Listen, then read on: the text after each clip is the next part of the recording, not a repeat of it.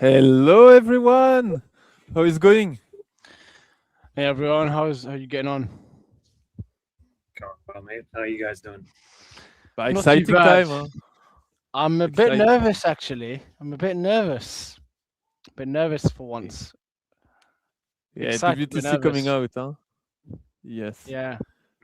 So for context, obviously WTC is next week now. So it's like what in the first game is in exactly 7 days. So exciting Yeah. time. Yeah. Uh, Yeah. I mean, I'm also playing War Master, so I guess the festivity will start Thursday. But I I think think a lot more teams are you. playing more this year than in the past. Like, there's been a lot of. I feel like almost every team is. Most of their people are playing War Masters. I mean, I think yeah, 600 players. Yeah, there's like 631 players. Who's playing from USA on Warmaster? I know it's Folger, but who is anyone Yeah, else? Soldier is. I don't think John is. Anthony plays as little Warhammer as possible every year. And then I'm not because I had to work. I'm not sure about everyone else, Zach and Rhino and such. I think I'm not sure. I know Folgers though. So Yeah. all I that know matters. We have a guy in the game, which means that if we have a chance to win the event, War Masters, which means that we have a chance to win WTC because that's how it works. that is that is mathematically how that works. I our know chance to for win WTC are not zero this year, which is good. True. I know for us, we have me, we have Ed, we have, I believe, Matt, Chris Langton, Greg. Glenn and Arthur. I believe Clarkey, which is our head coach, playing, and a few of other coaching staff. But I think from the players wise, it's like 4 or 5 of us playing this year. I know Jack. Chu's playing. He's not playing this year, but he's playing at the event. So I know there's a few of us playing for England because the theme is whoever wins War Masters wins the event. So trying to stack our odds. So we'll see how that goes. So we have our last co-host for this episode is there. We have Gustavo that joined as well. Hello, Gustavo. Oh, hello. my fellow, my child. Oh, can you hear me? Okay. We can hear you. Yes. We can hear you very well. Okay. How you guys? So good, and you? Exciting for WTC next week?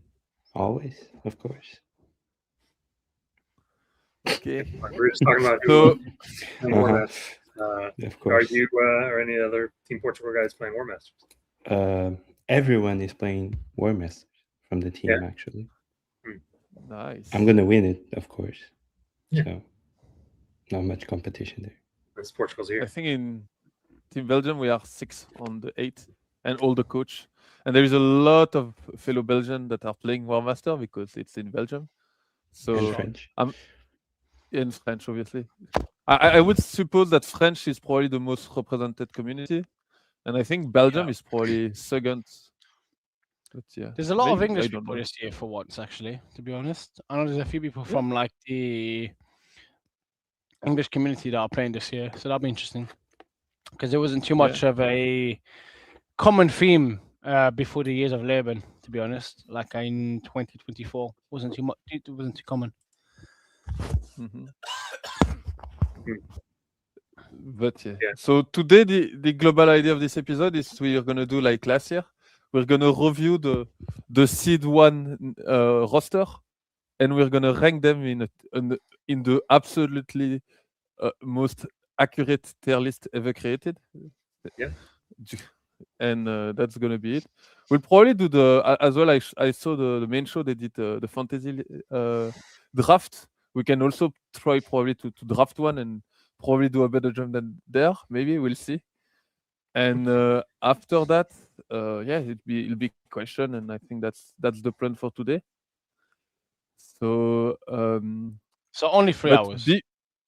Only 3 hours. Before that, I wanted to do maybe a quick chat about. I mean, we are all not necessarily captain, but at least like represented our national team, and like maybe talk about the pod quickly.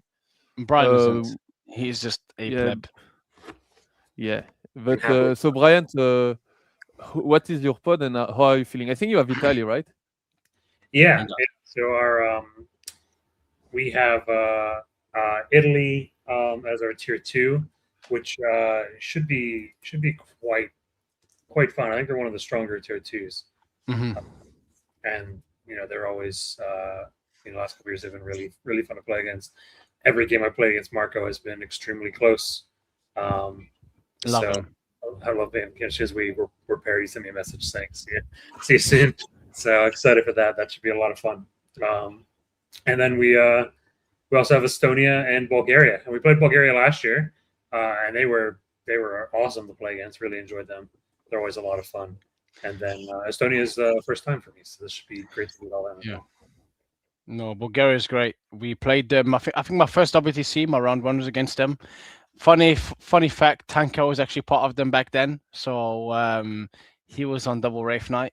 So that was a great time, and I played with one of their Space Marine players. Absolutely great time, and an absolute blast. So you have a great time as well. I know they frequently show up at ITTs over here, so that's always a great laugh seeing them play. So it should be a lot of fun. How about you, Nass? Who's in your pod? We have got Hungary as a round 1. Then I forgot our round 2. Is the honest truth. And then we have got Ireland, because nothing says a potato famine like Ireland. So we're playing. I'm going to play with Sam, as is tradition, or Charles. So people who play in the English scene quite often. But no, it'll be quite fun. We've played with each other at Home Nations. We play with each other quite often at like a lot of the UKTC events. So it'll be quite a bit of fun, and I hope that I get Sam, because he's on Thousand Sons, and I'll have a great time. There's something poetic about England going to WTC, and did you get Ireland last year too, or something, or Northern Ireland? No. So the last 2 years before this year, we got China. That's what you're thinking about. We got China back to back. That was great. This year we have Ireland. I can't remember our seed 3 team, and I feel terrible because I remember Hungary, because that comes up. That comes up first on the matrix, and I remember Ireland because Sam sent me 5 messages because he loves me. I don't know why. Sam just loves me. Norway, I think. Is it Norway? I think so. I'm doing work in Norway right now, so maybe I can find them something to help them out. It might be Norway. It's like a Scandinavian country. It's either Norway or Finland, but it's good. I'm excited. If it is Norway, we played against them at ETC. We played with Ireland at Home Nations, and I don't think we've played with Hungary, so that'll be interesting. It'll be a good first one. So I'm excited for this year. I'm very excited for this year, but also nervous. Is this Hungary's first year, or I feel like I don't believe it is. I think you're thinking of like the Gulf Coast countries, because there's quite a few of them that it's like their first year there. I don't think it's countries. Yeah, Hungary's first. Gus, how about you? What's Portugal got on there? Yeah. We have Luxembourg as our seed 4. We have Israel as our seed 2, as our seed 3, and then we have Canada as our seed 1. That's seed 2. Let's go! Yeah, we were happy. So, yeah, you are the only one over here. Yeah, because you are the only one in seed 2, so you have to punch up. Yes. So I mean, you're gonna destroy Canada.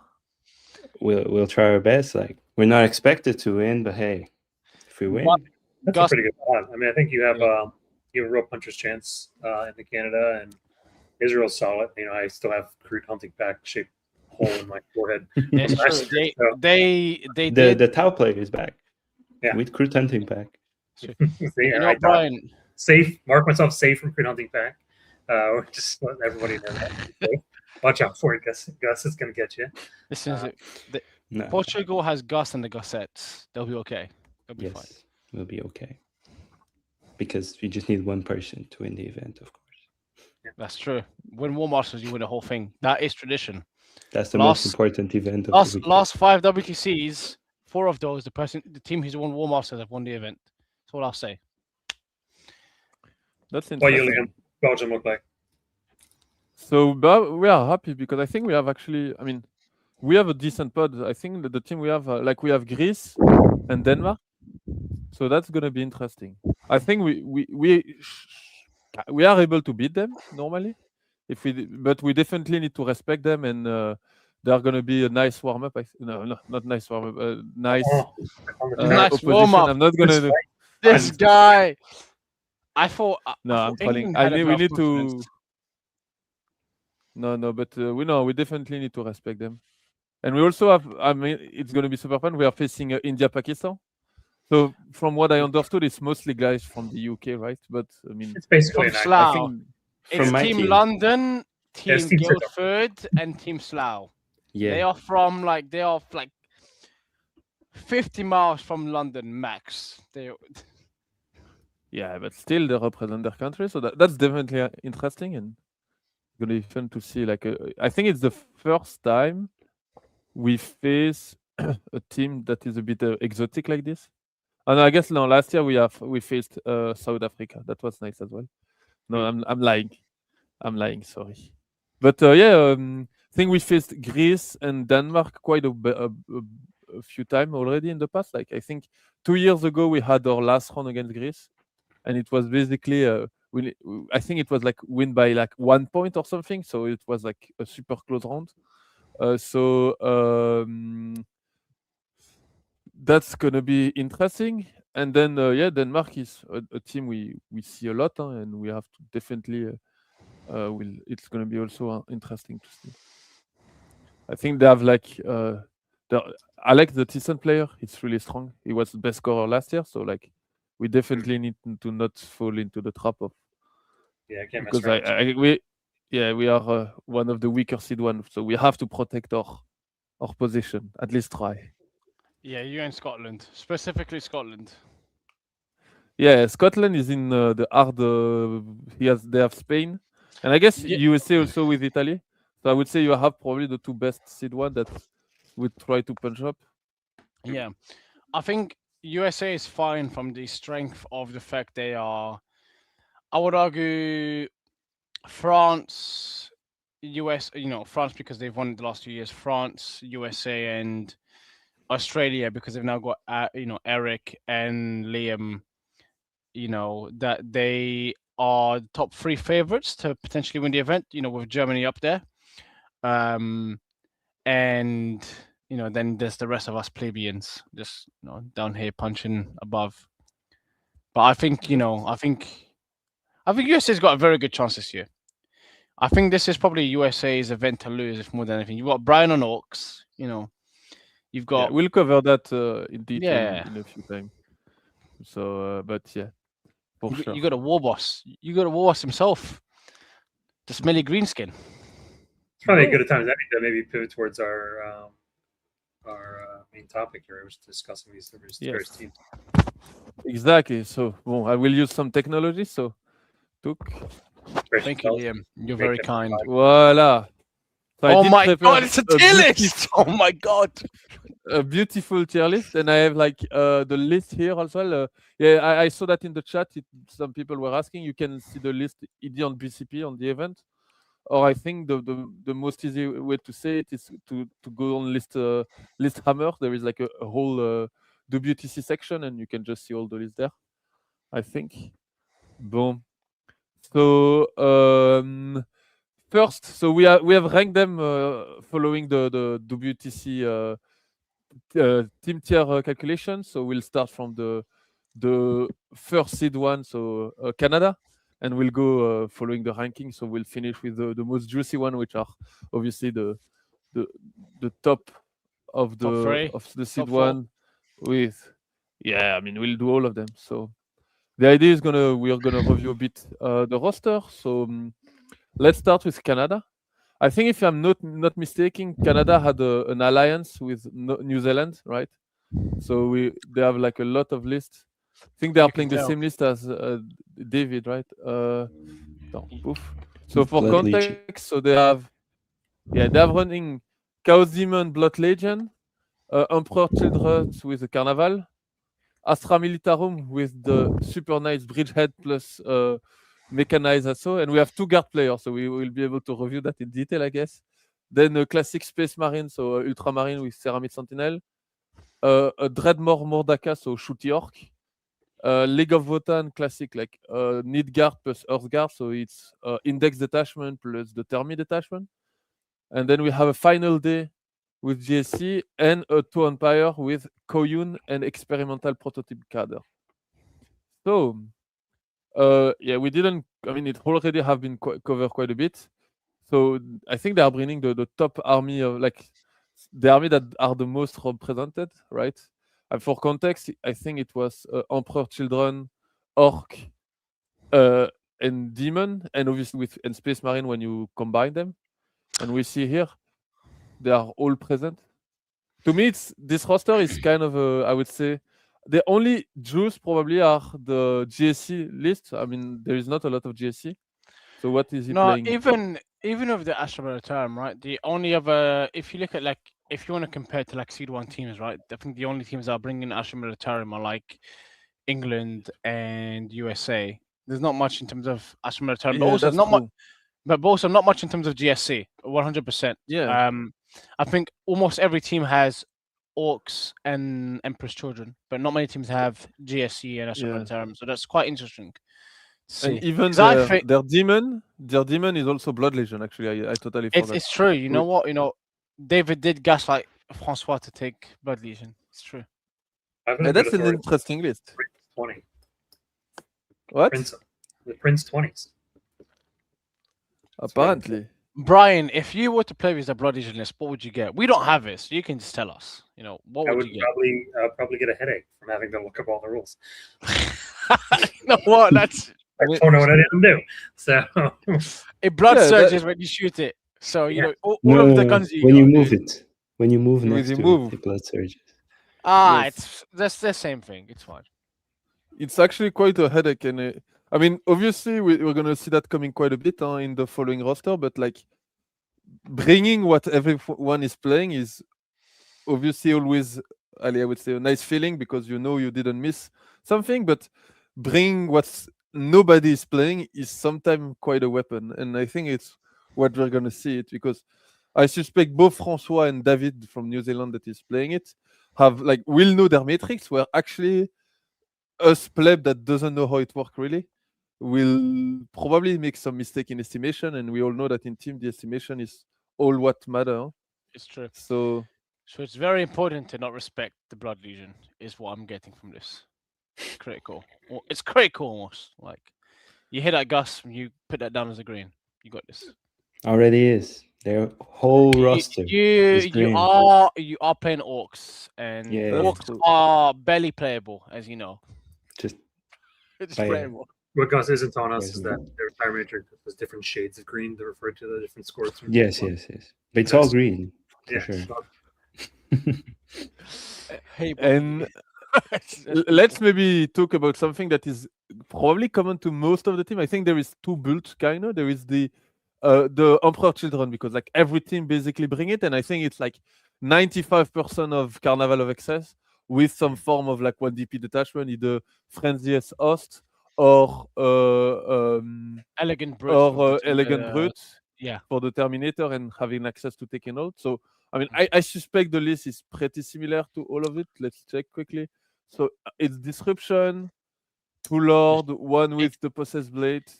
It's Disruption, you said. 3 Lord, 30 they demon, have 40 2 demon, Disruption. 2 Rhino, 2 Defiler, Flawless. Yeah, it's a pretty common list. Gus, 3 Lord Exultant. Gus, send them back to C2, maybe C3. Just send them back. Ali.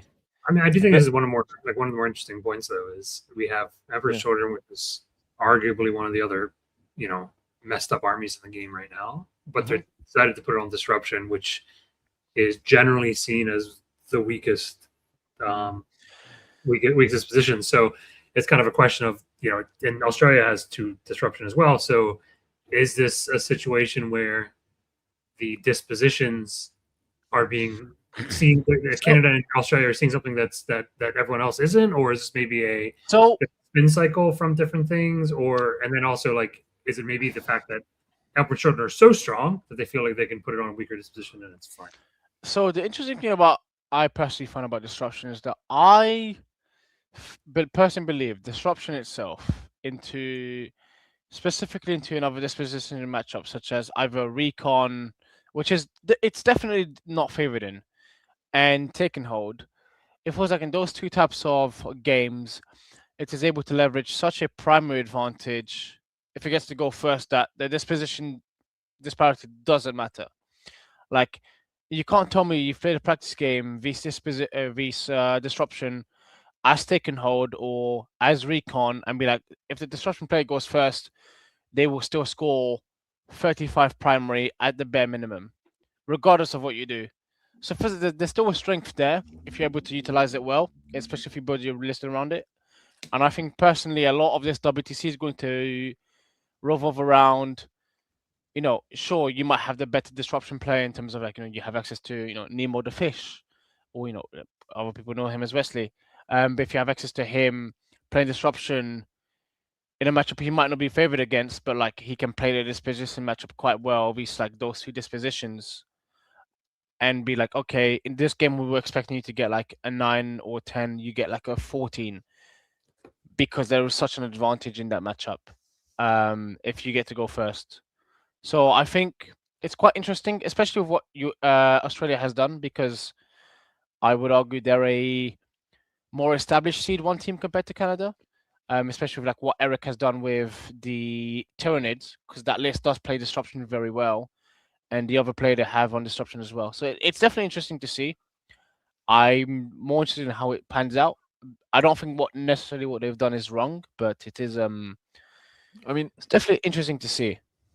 If I'm correct, this detachment combination allow him to also play reconnaissance, and I should check that, but maybe they also had 2 reconnaissance. So that's right. Let me check. Taking hold, disruption, prio. Oh no, recon. Yeah, exactly. So they had 2 recon already. So maybe that was more of a choice that indeed, like you say, Brian, Emperor Children is quite strong right now. So like, may as well just like you want Emperor Children no matter what, right? So may as well just play disruption if it would do the job better than like, I mean, they have reconnaissance anyway, so they cannot play reconnaissance, so they just play what's left, right? It's kind of a by default choice. It's better than not having EC. Yeah, exactly. Yeah, for sure. But I mean, there's in their mind probably attachments you can plug and play into the frenzied host space, right, to kind of shift it if you need to.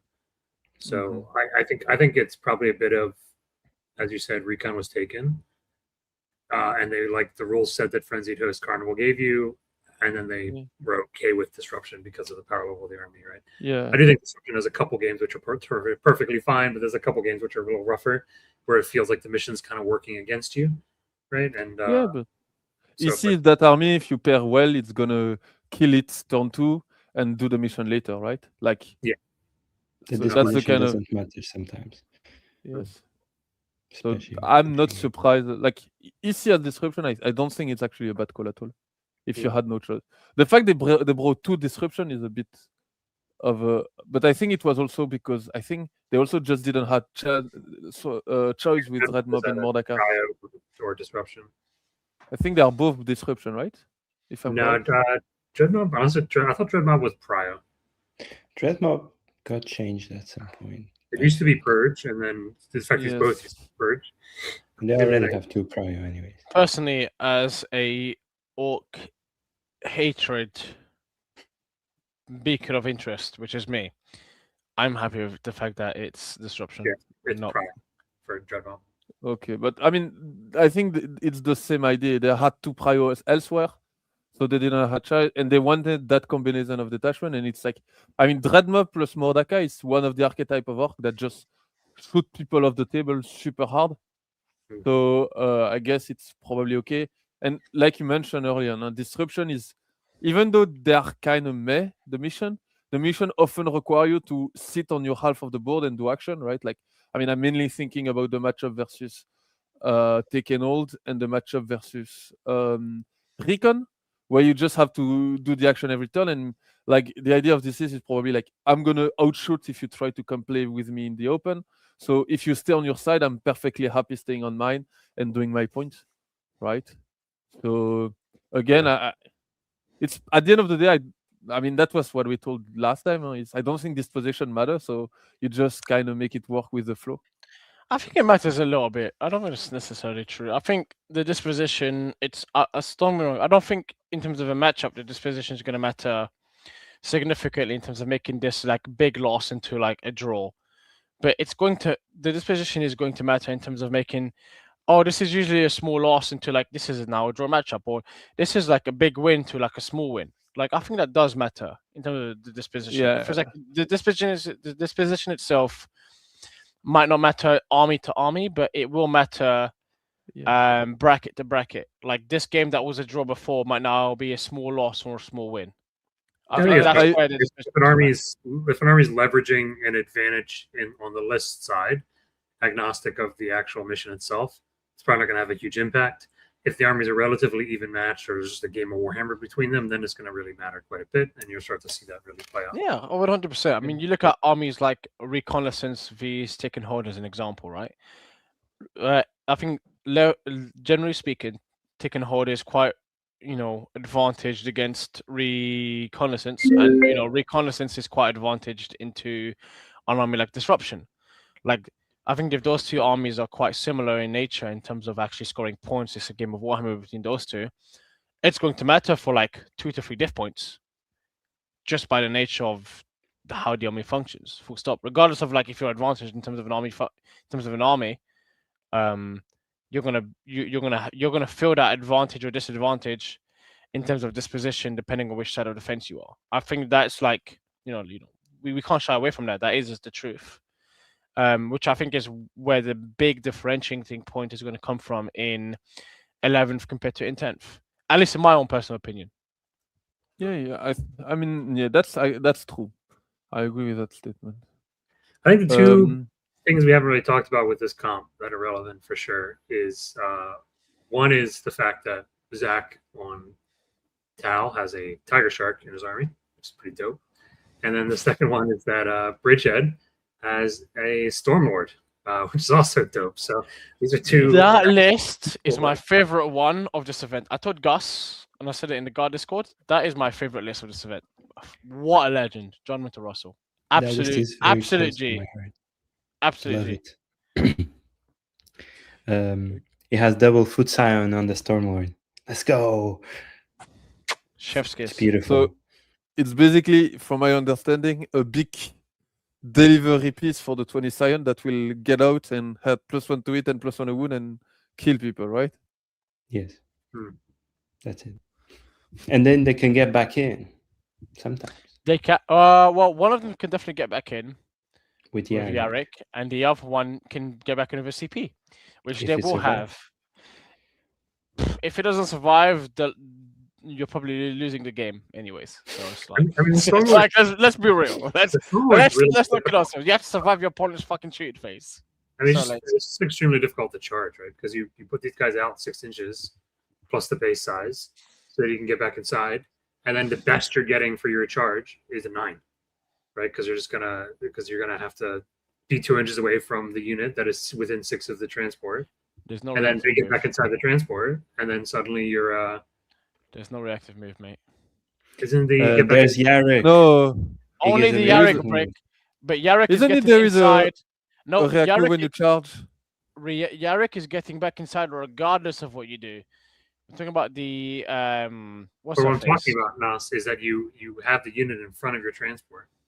Yarrick gets in at the end of your movement phase. You have to stay 2 inches away from Yarrick, which means you're now 9 inches away from that transport for the charge. Brother, he moves D6. There's a strat when you're selected as the target of a charge, you get back in. Yeah, but you get shot by that point, Gus. You get gunned down like a dog. I assume he doesn't have guns. If he doesn't have guns, then you know what, mate? Fair enough. And he can react move with transport as well, right? But does he have the transport tag? I don't know. It might be locked to dedicated transport. I'm pretty sure it's dedicated transport. Yeah, I think I could be wrong. Yeah. But again, it's what we talked before. Is that he's playing something nobody's playing. The movement phase, the storm. You can just re-embark inside of the Stormlord. That's his data sheet rule. Teaching the guard Yeah. boys. You know? No, brother, I know, but it's like Which you need means- to which survive means- past that point. You gotta live. Yeah, but Live yeah, to the the end for of your Bimba, right? This is Yeah, why. That's why no one plays guard apart from me, and sometimes Gustavo. I tried to make the Baneblades work when I was looking for guard And army, you're a good man. and You're after I I gave up crumbled very under space quickly, honestly. I remember we did a game, and you asked me to. You wanted to stop with the Stormlands. He had too much.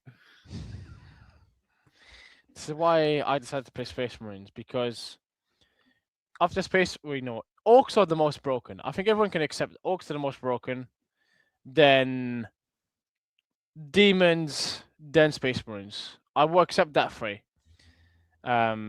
But like, Anybody with +1 to wound on oath is just not allowed to speak in a balanced conversation.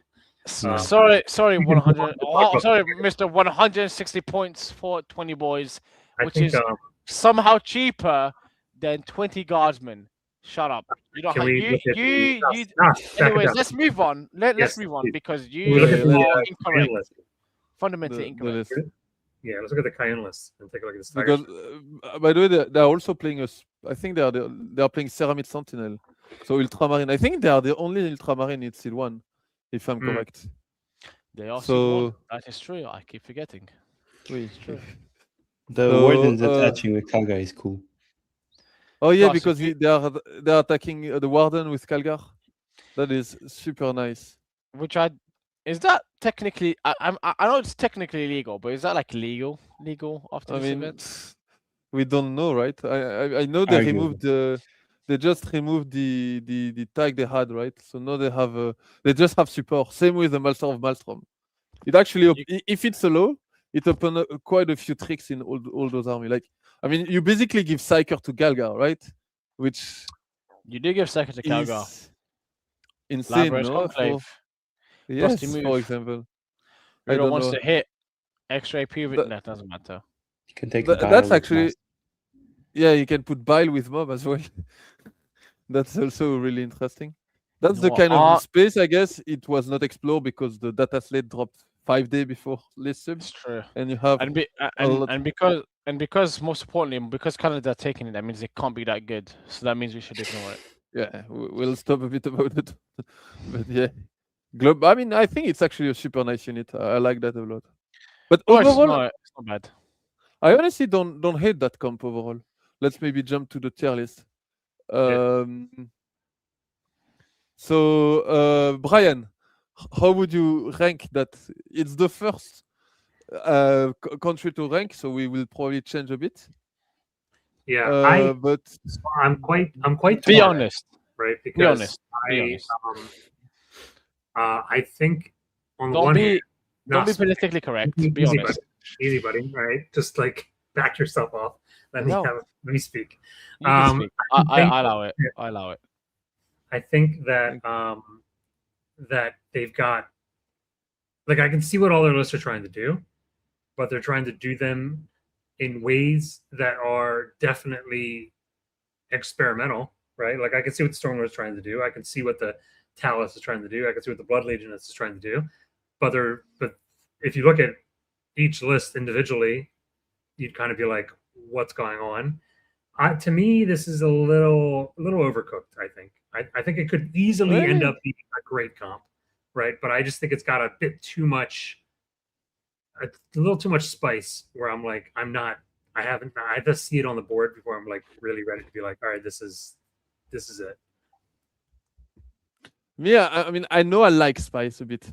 Like, I mean, last year I was more for the a year ago, I was more about the guys I would say just play the 8 most solid army like everyone.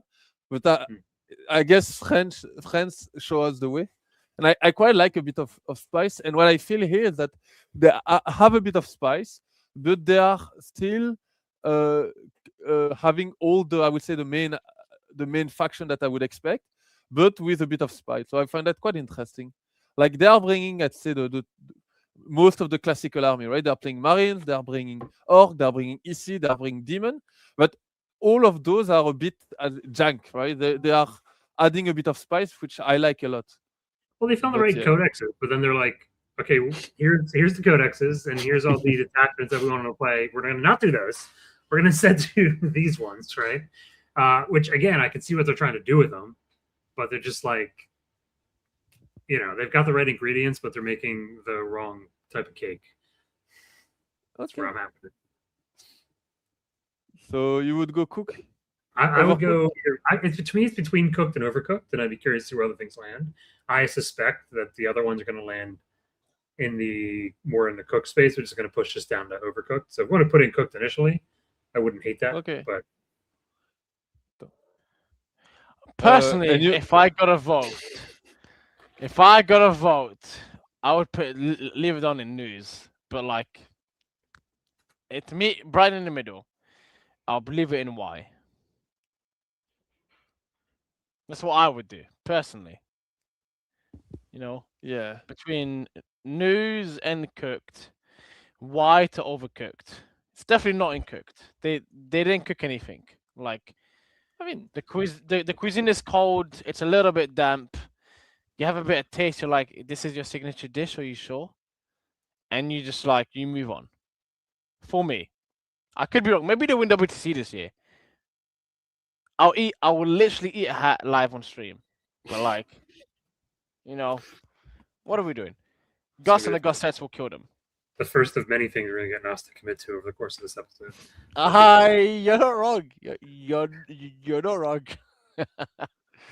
But no, it can't be cooked. It feels disrespectful to put them in cooked. Disrespectful. You can't. Gustavo, you're probably the one that have spent the most time on their camp over here. So you are actually the Canadian expert now. Where would you put? I mean, you don't have to say, I guess, because it might give a bit of your strategy, which is fair. So where would you put it, you think? I read their list. I was like, interesting. When I started testing against it, I played the plane with true line of sight. I was like, wow, that's pretty good. And I found out that planes don't have true line of sight anymore. And that changed my mind. I being completely honest, I'll put it on between... I'd probably put it overcooked, personally.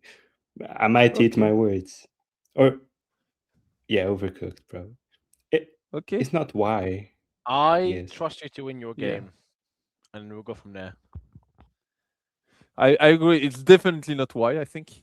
I mean, I think we all know who is getting there, but let's go overcook. Allez, let's continue with the next Seed 1 team, which is Scotland. Do you have a Seed 1 team that should be Seed 2? I agree. Scotland.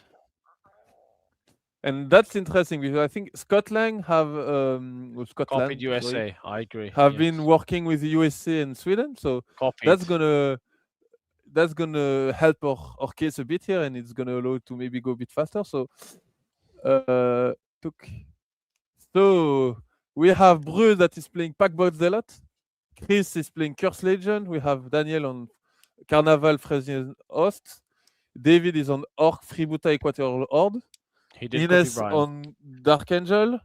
Ryan on Monka. Scott on Genestealer Cult. So that's the second Genestealer we say. So it might not be that rare. And then we have Struan on Adeptus Custodes. So I think, if I'm correct, they are bringing 1, 2, 3, 4, 5, 6 lists exactly in common with you, Brian, right? Yeah. I think Monka and GSC with 2 pivots, and I know at least one of those is because they don't have Nemo the fish. Nemo fish. No, I mean they have Scott, but Scott did. Scott, I love you. You did not do well with God. I wasn't going to go as bad as to say what I was going to say. You just did not. You're not Nemo. Not everyone can be a fish. Not everyone can be Dory. I mean, nobody's Nemo. So I think that's he's just a little guy, and he's very good at guard. You know what? Yeah. Nemo is a cute little boy. I agree. Boom. Let's go with that. since they are really close to your comp, I won't ask your advice, Brian, so that you don't have to reveal your secret. But how do you feel, Gustavo, about this roster? From my point of view, maybe I'll start first. Actually, from my point of view, it feels like the most boring. I mean, it's gonna be the same with USA, but it's the most boring roster. It's like, No, it's the GSC is quite yeah, the GSC, I guess, it's exciting, and honestly, I personally don't respect Tau, but I find the Tau and the GSC the most exciting, and after that, it's a bit fucking boring. It's a bit. What do you below. feel? I would Gustavo? say that Montka is like, we've been there, we've done that. Actually, when I read their comp, I got to Scott, and I was like, oh my God, Scott, who did you hurt to be put on this? I'm NS. sorry, Scott. He hit Yeah. NS. That's what. And so he's in blunting duty, I guess. And yeah, I agree. It's just meta armies. We know they're there. One army that I guess I kind of misread a bit and I didn't expect as much, and that was on my bad. I'd say is Adeptus Custodes. We've seen a lot more Adeptus Custodes than I expect. And actually, it's true that the Alarus build is really interesting. I suppose he is playing Taken Hold here. Like, yeah, Taken Hold with like I think it's exactly the same as as a USA listing. It's or like it's like one bike, 2 dread, and like 18, the full 18 hours. And yeah, I didn't like analyze how well they were shooting in this meta actually, because with the chance of cover and the fact that they have +1 to hit in build, they basically have ignore cover in build now when you manage to spread them more than 6 inches as lion. And like the output is actually insane when you look at it, when you're shooting at a character or a vehicle or a monster you real wound. Yeah, it's And- no, it's like they are very shooting units. They do like a lot of damage. I think like combat, if you manage to spread them out, they do a lot of damage. Like it's the lions is a lot of damage. It hurts a lot, especially right now when you have chaff that just dies to them in shooting, or yeah. you're a monster or vehicle or character and you just die to them in shooting as well. No, it's like it is a lot of damage. I think Yeah, everyone knows. I mean, from my point of view, I see them now as a shooting unit that teleport, and that sometime will do some combat, but and that is Sometimes really they make scary. an charge and you lose 15-5. Yeah. No, that's life, as you would say. I think it makes sense with orcs. Just bring the grenade launchers. Just makes sense. Yeah, I mean this Red flags. Lions list reached to me as an I have played with orc boys or orcs in general. I want to beat orcs. Fuck orcs. I will kill you. I've played with Nemo. I don't like you, Nemo. I'm sorry, you're my teammate, but like I want to win you on 2s rerolling just to make sure. Like this is what this list reads to me, and it's good because it does a lot of damage just in shooting. So you bring them down from deep strike, you shoot, you pick them back up, you shoot again, and then you go for some charges, and it does a lot of damage. It has enough damage to like up between 2 Alara squads, reliably enough kill the fighter.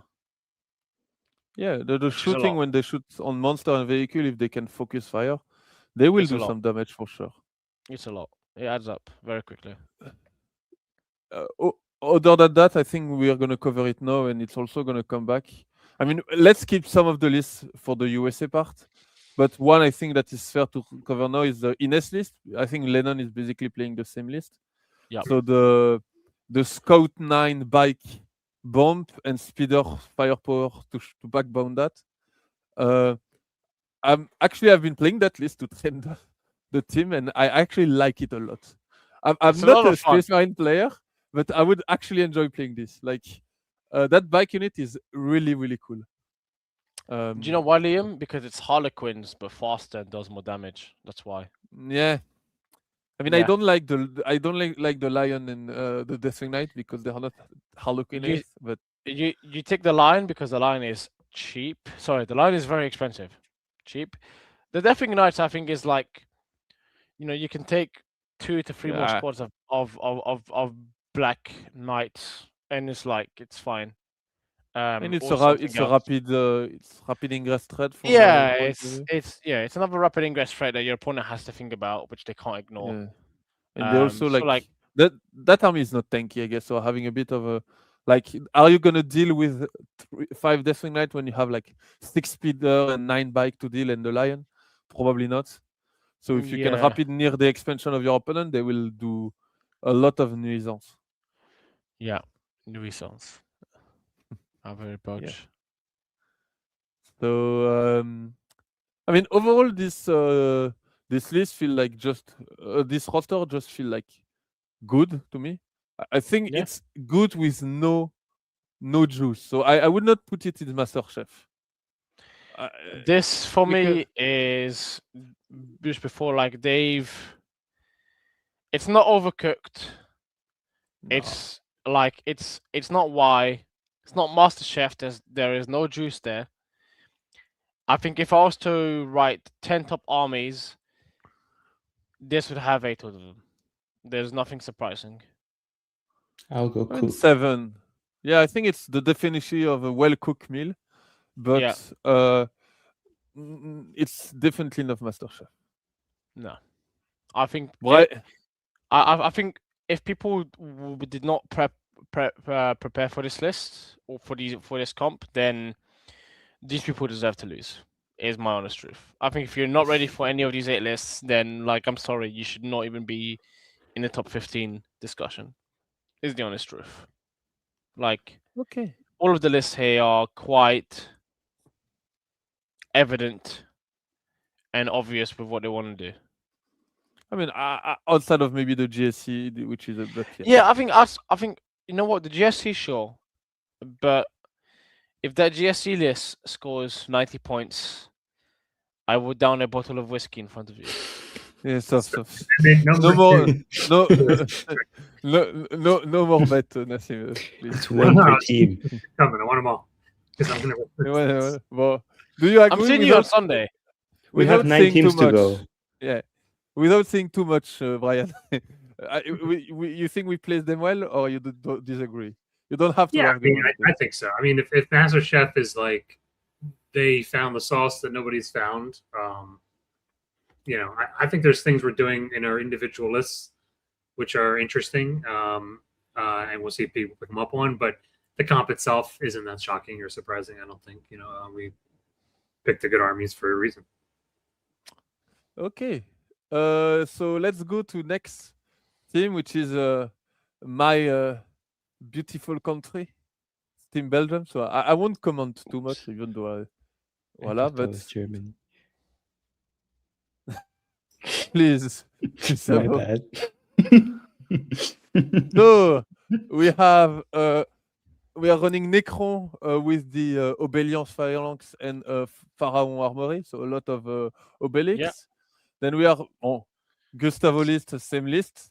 We had an alliance together, and that we stole the Gustavo list. Then we have EC Frenziest Host and Carnival of Excess as reconnaissance, not disruption, but voila. League of Wotan as a purge because we needed a purge. That's the honest truth. You know what? I love that. That's great. And Adeptus Mechanicus, Lord of the Four Red Zone, CSM with Veteran of the Long One plus Cabal of Chaos. And then we have Monka and we have Legion of Excess. Maybe Brian, you didn't talk a lot for Scotland, so it's your turn. How do you feel about this? I think I'm pretty. Oula.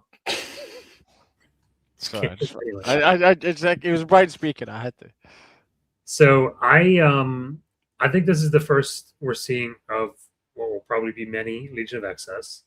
I think that army is very good. I think that most people got onto it because of you, Liam, because you were just playing it everywhere. Certainly, that's why we was like finally decided to try it. Actually, it was actually Albin. To be fair, even Liam would admit that. LBS was playing it quite often in Europe. Maybe. I mean, he wasn't playing. Yeah. All I know is that I saw Liam playing it everywhere. So maybe Alvin played it first. I didn't Shit. see Alvin play it. I saw Liam play it. So You're telling me it would have been a secret if I didn't play it? No. I'm saying that it might not have forced my team to take a look at it if you weren't playing it and smashing people. The other thing I think is interesting here is the AdMech, which I think we're going to see at least 1 or 2 more times as we get on the line here. But I think AdMech is quite good. Lords of the Forge is very good. I think it's so stupid. Yeah, Lord of the Forge I hate is it. so dumb. It's like it should be a 3DP detachment, and I would still only play that as AdMech, I think. I mean, It's better than Red Zone. 100%. It's not even close. I mean, it is the reason to not take a 3DP is your 1DP, right? So yeah, like, I mean, Yeah, if so it would be my only detachment, I would just play Lord of the Forge. Huh? Like, no kidding. I mean, to be fair, with the options you have, you basically are doing that, right? I mean, there's not very many stratagems you're getting in some of the other ones that are doing powerful stuff. Yeah, I think AdMech is quite good. So, and Radzone was one of the ones that we were considering, I think, in that space. I haven't actually had a chance to look at, I guess, what is the list you said you were playing, Gustavo. It's the Freebooter crew list. Could we take a look at that orc list? Maybe go closer. Yes. So the list is basically it's a take and hold as Freebooter and Mordaka. We have Gazgul unit with a paintball and the Bionic Workshop because whatever. I mean, I guess Zogrod plus Zogrod plus 20 plus 21 Gretchen, Big Mech and Shotgun Gun and the Lutas times 2, 1 Modrod Scarbrand and 4 Pig. Was Daka obviously because why not? 3 Daka Rig, 10 Gretchen, 10 more Lutas. I think it's the list point for you from you, Gustavo, right? Yeah.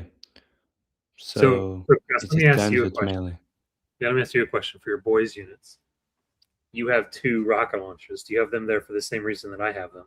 Because you have more Dakas. You might have them because you actually shoot the guns. I honestly have never shot them. Yes, I have them in my list because they give you like 1.5 inches of extra range for go to ground, which is kind of amazing. Yeah, you can poke them behind the wall. Little rocket inside of a wall. Yeah. To be fair, as a mono combat army, I've seen the orc getting shot, and I'm actually quite scared of the output of that boys squad in shooting. I overwatched a bunch of stuff to death with it. Do you have those models modeled with the rocket? Yeah. Okay, then you're fine. Do you, Brian? They'll be there. Don't worry. I have like 87 rockets in my cavalry. I don't trust you because I'm picking the one. It's not my army. I don't own any orc models. Some of the tank busters. I don't know if you know this. Some of the He'll show up. Rockets mid-flight. I believe that you're making excuses, and that's what I believe. The funniest thing in the slate for me was that all the boys just got shooters. Yes, it was a nice buff for no reason. Because Armageddon, mate. Oh, because it cost 10 more points, so they should get the latest. It's no exactly. It's Armageddon, and you should pay 0.5 points per model to get a gun. Because that squad in shooting is actually giving it 30, so 3 shots per model, right? So like rapid fire, 60 shots. Well, it's less than the rocket.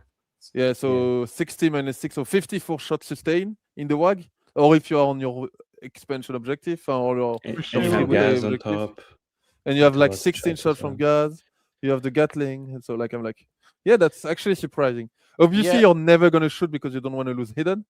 Most of the time, I would say. But after the go-to, you definitely are in a space where you're like, I'm happy to shoot them, right? Once you're The thing is, that if you're and I've overwatched with them when they've had sustained because against like 10 1-1 guys is a lot of hits, like 70 shots with sustain. Yes. See, the problem is that both your armies are too powerful, and this is why Marines should continuously get buffed because orc players exist. And if we didn't have Marine players to keep orc players in check, then it'd just be chaos. By the way, actually, I'm a guard player. I'm just talking about Marines. We don't have Marines in our comp. It's true. You don't have a good comp. I agree. That's actually probably one of the. We didn't run any Marines. I agree. You have a weak comp. I'm not disagreeing with you. I love you too, Liam. Yeah. Jesus. I mean, why we don't have Marines is because our Marines player decided that he wanted to play Slanesh and play Defiler that doesn't show charge, which, to be fair, is Fair kinda enough. okay. Yeah, fair enough. Honestly, Okay. it's Well, not but the I wrong think choice. I don't think it's the wrong choice. Honestly, I think it's quite good. I think you could also have just taken Marines on top of that, but it's not the wrong choice. Honestly, Marines feel quite weird for me because I think outside of the variant that we've taken and the Dark Angels, Marines don't feel that crazy and or powerful outside of those two builds. Personally, for myself, feels like if you were to take something else that is yielding you better results, it's nothing crazy. Mhm. I think every team just has a Marine player laying around. So for the story, we had basically we didn't run Marine because our AdMech player was mainly only playing Blood Angel, and we were like, yeah, okay, if we run Marine, he's just gonna play Blood Angel. But the problem was that Blood Angel is actually not great, so we just drop it and he played AdMech. So that's also part of the story. But yeah, and with all the change and stuff, you kind of have to like. We had not that much time to prep actually, like in total, right? So like sometimes we have to make choice and drop some army. Because Marine, the problem is if you don't have a player that is like 100% invest in it, it's not easy to find a good build. You have a lot of way of playing it wrong, right? But yeah, not that I'm trying to justify too much. Is your Necron list something interesting, Liam, or is this? Yes, it's actually a juices. They are playing Obedient Phalanx and Pharaoh Armory. So it's Corpex Squad, Imhotep, Necrozor, Silent King, one Spider, and 2 Obelix. And then a bit of chaff, like Praetorian and Stalker. Sick. So I think it's the only one that is running that in Seed 1. Because every other Necron are basically the Destroyer detachment. Yeah, I think if you remember, we had that Yeah. for Pyra. Pyra. I think with Matt, because I think the Vault lost frame for like 1 week, 2 weeks, he immediately dropped it because it was unplayable, and then went over to Sky Shroud, and then when it got back, it got frame again. Just didn't go back to it, which is completely fair. Yeah. It's Yeah. very good. It is very, very good. It is honestly, I don't know if that or Sky Shroud is better. Personally, myself, they're both quite oppressive. And But the big thing here as well is that we needed a disruption army, and that's our only disruption army in this army. Our Emperor Children could have done it, obviously, but we decided not to do, and he filled out the role of disruption for us, which is nice. Yeah. Bon. Time to rank. How would you rank that, guys? My beautiful Belgium.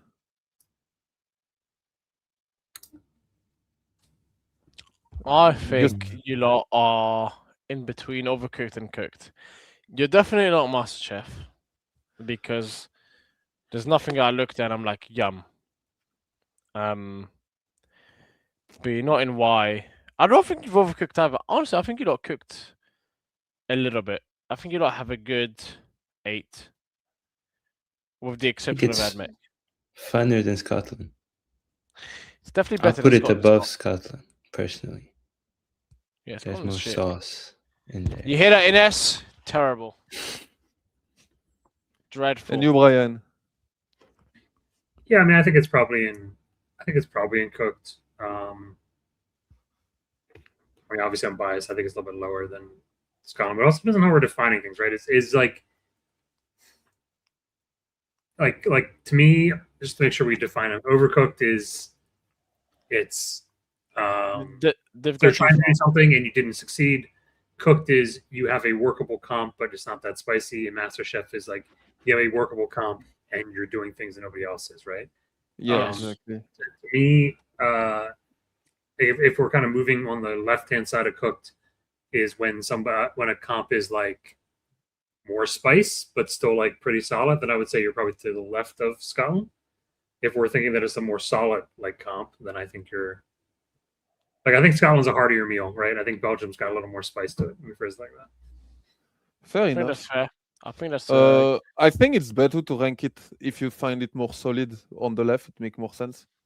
Because even if Spice is nice, if overall Spice the is nice. at the end of the day, what matters is the overall strength of the roster. I mean, I would put my Belgium in MasterChef, but I'm biased, so I'm not gonna. It's Liam. It's I'm not gonna- MasterChef. Like I love you. It's not MasterChef. You didn't so. We have the best CSM list because like No, you guys no, are playing broken, No, no, you don't. boring, Pac-Bon Zealot, and Yeah, we they're have playing Demon Prince. We have Demon Prince. Liam. It has to Wing be. Demon. It's not MasterChef. No, Wing think Demon, you- Wing I Demon think Prince is amazing. I think we give you cooked and you say thank you. It's like you say thank you. Merci. Shukran. It's not MasterChef. It's not well, overcooked, but it's like it's there. okay. I'll put it behind Scotland like you think. No, I think you're in front We of know where it Scotland. is in my heart. I think your comp is better than Scotland's. In my honest, I think your comp is better than Scotland's. It's definitely more annoying to deal with, personally, than Scotland's. Okay, thanks. Do we have to look at England, like to No, put he's it in Y straight away? No! No! I'm gonna mute Nassim. Let's talk as adults. He's not allowed to speak anyway. So It's in timeout. yeah, let's look at England really quickly, and it's gonna be nice because I think they have like 5 lists in common with France. So we're gonna be able to basically cover England and France in the same time. It's true. We have 5 lists that are these 5 armies that are essentially the same with very slight nuances in terms of difference between those 5 armies. So they have running Tyson Grand Coven. I think that's a bit of a spice as priority. Chaos Demon, Legend of Excess, I think as recon. Coterie as priority, and that's nice. I think we are starting a bit of a different take on Emperor Children. We have the Bridgehead Strike Siege Regiment Astra Militarum, Tyrannids as assimilation plus Norn as taken hold, Jack Tide as Warhorde as taken hold, and then Mad Bell with Curse Legion, and Nassim with Shadowmark and Librarius. So overall, I like this comp overall. It's bringing most of the top army, but all of them are a bit different. So we have Emperor Children is not running Carnival, but is running Coterie. Like France is doing the same, I think. And your Warhorde list. You, Brian, as an Orc specialist. We actually have 2 Orc specialists now in this chat, which is funny. Like Orc are popping everywhere. How do you feel about that Warhorde list? I mean, I think it's really good. I think I actually think between the French and the English list, Jack's is the better version of it. What is the Go on, difference? Jack! You did it. You've leveled up. So you have the pen boy. I think the main difference is he has he doesn't have the fallback and charge, which I do think is really good, but he has 2 Docker rigs instead of 1. Yeah, and he I think doesn't have the Lutas. Play. Dacker rigs. Docker rigs, yeah.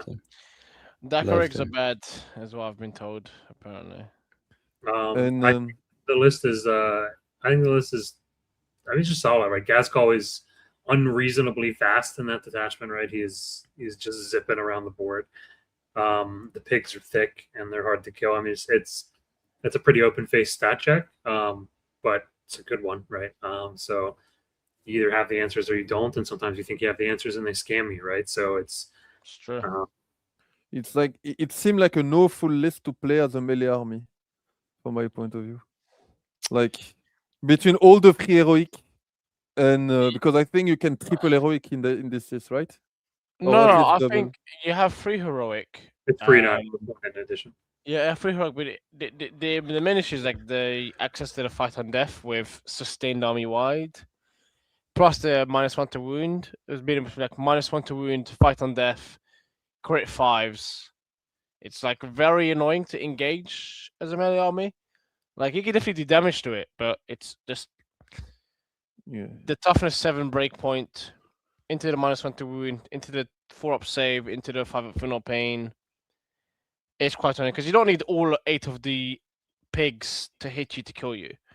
You know, 4 to 5 pigs plus the character will be enough. So you can Yeah, afford to usually lose some pigs, and then they're tough enough to kill. Okay, and I think it's the first Tyrannid we see, and here we see a Tyrannid call on like what on playing Norn, right? So it's thick Tyrannid. It's Swarmlord and Tyrant Guard, and like 3 Norn, I think. Yeah, 3 Norn and 6 Pyover. So it's a really thick list that is just there to No. score take and hold. It's bad. It's a bad list, I promise. Don't worry about it. It's okay. It's not good. Yeah. So I mean, there are different like what I feel. How do you feel about this roster, Gustavo?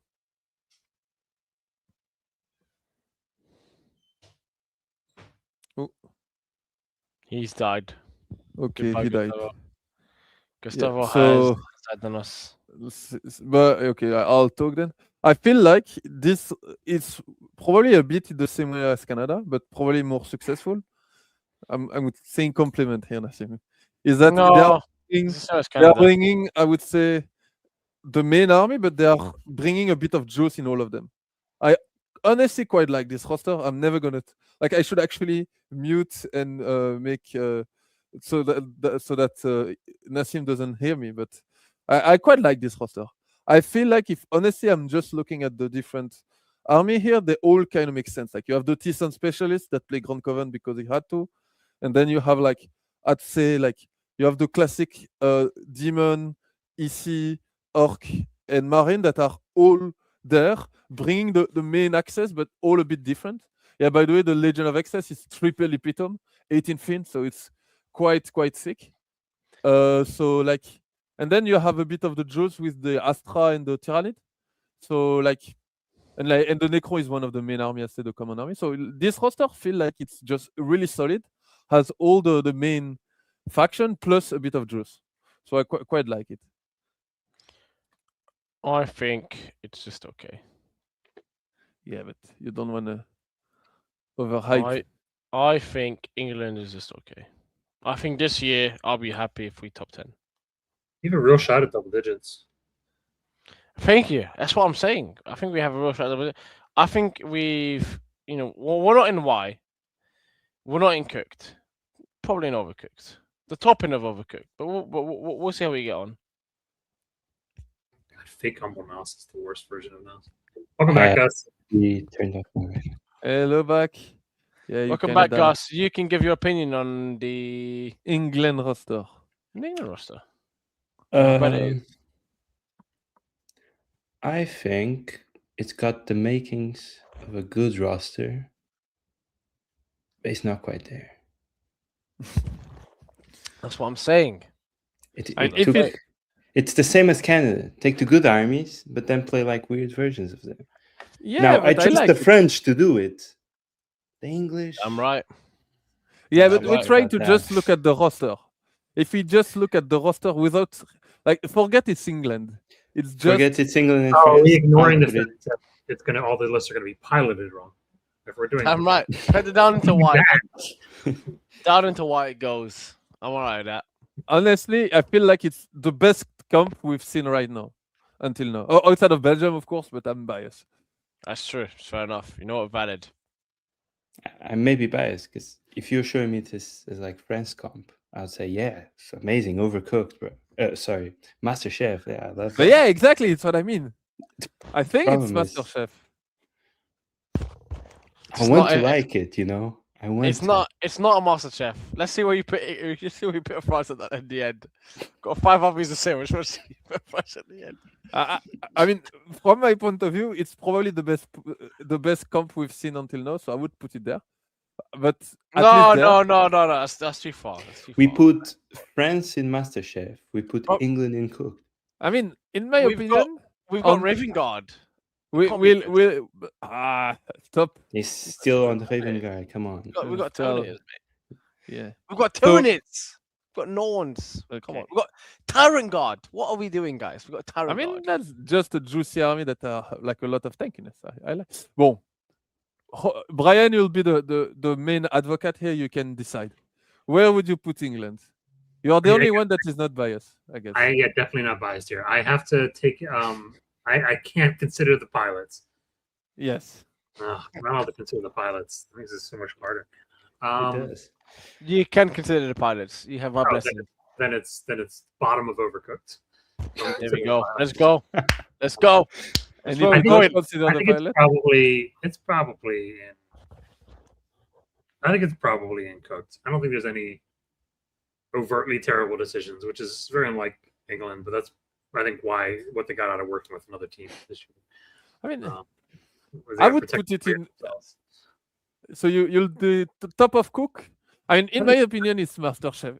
I'm gonna say it right now. I think it's probably better. Allez, we'll stop. I won't say. But I think. Don't say. Don't you dare say it. That's a bad luck job. Don't you dare say it. I know exactly what you're gonna say. I think we can You're do it gonna up. fuck up. Don't you dare say it. I won't put the judo Okay. on you. No, I'll stop. I do agree with Liam that it's better than Francis Comp. I think you guys are going to do better than Francis. Don't say that! You jinxed it! No! You jinxed it!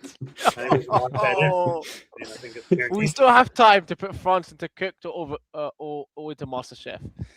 No matter what we do, if you put France into overcooked, they win WTC for the third time in a row. You can't do that. You just can't. Okay. So we'll Same thing put- with USA. USA should be MasterChef because that will definitely help them to win WTC this year. Boom. Let's go to the next one because we are 1 hour 10 in it, and we still have more than half the country to. But to be fair, we'll cover most of the army. So next one yeah, is we- Austria. 45 minutes on Australia, right? Yeah. I was like Austria. So it's Austria, not Australia, right now. Austria. Yes, Austria. So they have Carnival of Excess and Elegant Brute. Chaos Demon as Legend of Excess. Kevin is playing Imperial Knight as a Valorous Strike and Dominus Foodbreaker. Conrad is on Space Marine, so a different kind of Space Marine. It's the Iron Hand with like Armor of Averny and Lebrius Conclave. We have Steiner on League of Votan as Nidgard and Farseeker. Sam on Curse Legion and Sky Shroud. And then Stefan on Monka and Thomas on Subterranean Assault. So I think outside other game, I guess it's the first country like every German. I mean, German/Austria. We know that German/Austria love Imperial Knight. So I think they are the only one with them running Imperial Knight in this seed one. So this is a bit of juice. And you have Tyrannid running Subterranean Assault and I think the Hammer of Averny list. That is a bit weird. So Subterranean Assault, I think it's basically they need a good. It's probably the best disruption at 3DP. Like it doesn't have a choice. So if you want to run Tyrannid, running it as your disruption kind of makes sense. So I don't hate that call actually. No works. Why? Oh yeah, that is weird. Actually, they actually are not running Orc. That is super weird. So they are running EC, Chaos Demon, and Curse Legion as I'd say the classical pick. They have like Monka and League of Votan as like the almost like relatively common pick. And then they have like no Orc and they have Subterranean Assault, Imperial Knight, and Space Marine. But it's to be fair, the Space Marine at the end of the day, it's almost like the Raven Guard list. It's just a lot of Terminator in Librarius Conclave. Wow, they cannot uppy downy the same way I can. They can technically, but not the same way. Yeah, fair enough. But Technically, yes, they can. They can exactly do it the exact same way. But regardless, the only thing that feel weird is they are indeed not running Orc. And they have knights. I don't, I love Kevin. I love the man. But knights are bad.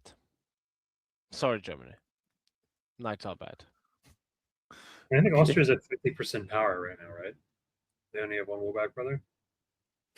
Oh. So I mean, I played with them, and actually, like, I played Alpine Cup with. I was in the team of Konrad and Stefan, so they are bringing, like, they are a bit the new generation, and they are actually a pretty good player. So we should, like, respect them a bit at least. Like, there is a lot of new talent in Austria that is pushing to get seen by everyone. I mean, Austria is a bit of a weird case. I feel like we don't often hear about them. They are a bit playing in their side, but like last year they did great. They were like without Kevin, and I think they finished like top 7 or something. They did amazing. For me, Austria is the definition of a not bottom seed 1 team, not a super top seed 1 team. They are a solid staple seed 1 team.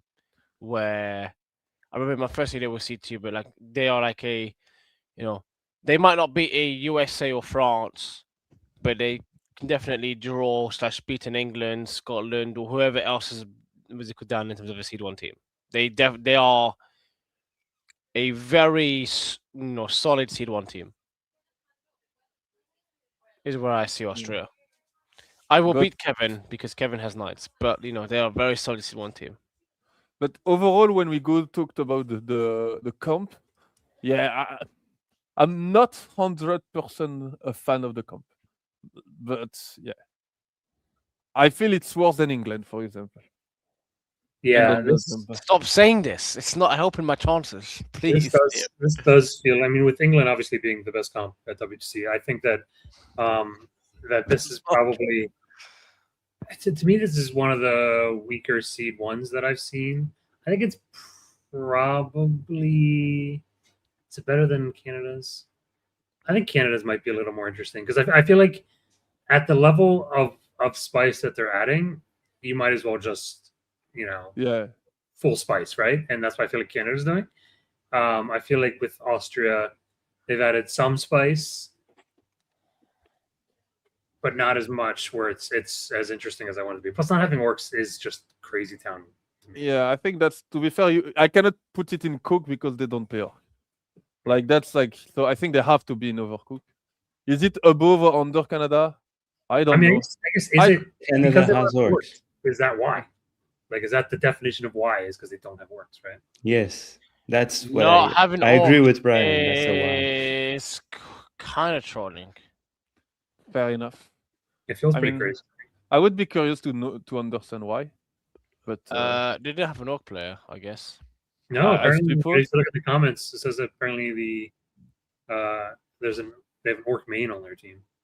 Forgive me, I don't have super familiar with the Austrian team, so I'm not sure who that is, but but they have an orc main and they chose not to take orcs. So who's the orc main? So I can shame them when I meet them on the Monday and the Tuesday and the Wednesday. I'll ask Conrad. I don't know. Friday and Saturday and the Sunday and the Monday.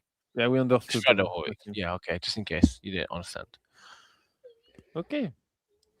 So now we are getting to the spicy spice, I guess, and we are gonna, I think, spend a bit of time about that. Australia. After Australia, it's Australia.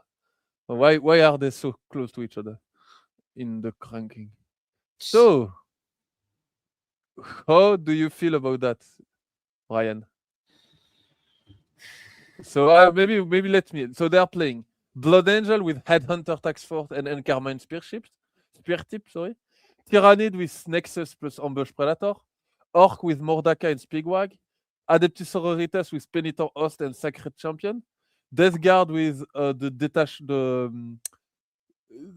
Demon Detachment. Necron with Obedience Phalanx plus Hand of the Destiny. Adeptus Custodes with Lion of the Emperor. Might of Morkai, and then Chaos Demon with Plague Legion and Cavalcade of Chaos. What the fuck? This is insane. I don't think they are running any of, I would say, of like some kind of a like normal list.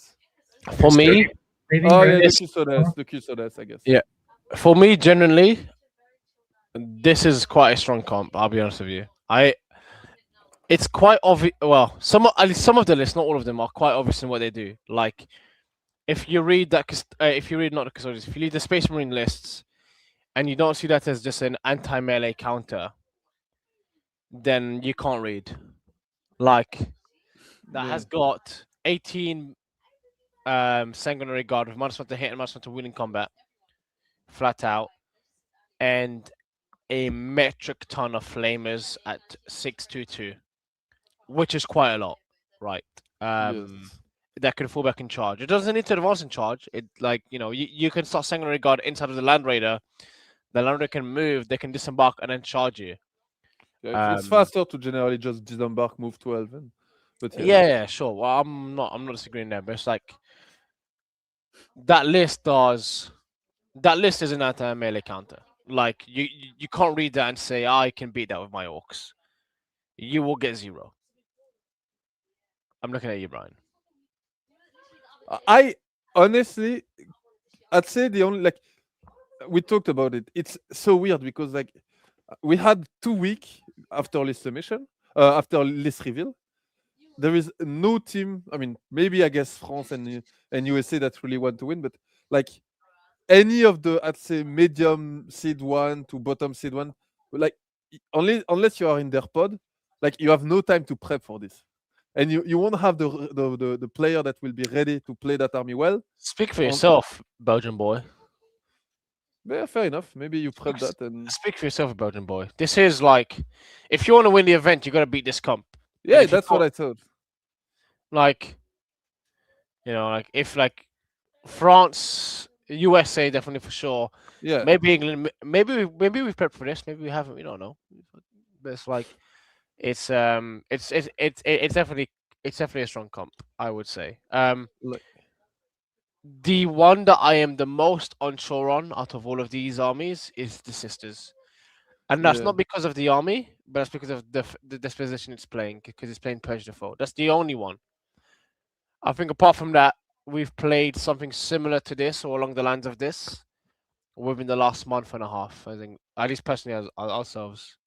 So definitely something there. It's quite strong. I think it's actually quite a strong camp as well. And it has that juice, that's Plague Legend plus Cavalcade of Cavalcade of Chaos is just a broken detachment, basically. I mean, Rapid Ingress in 1, baby. Double Rapid Ingress as well is messed up. But it's pretty good. Voila.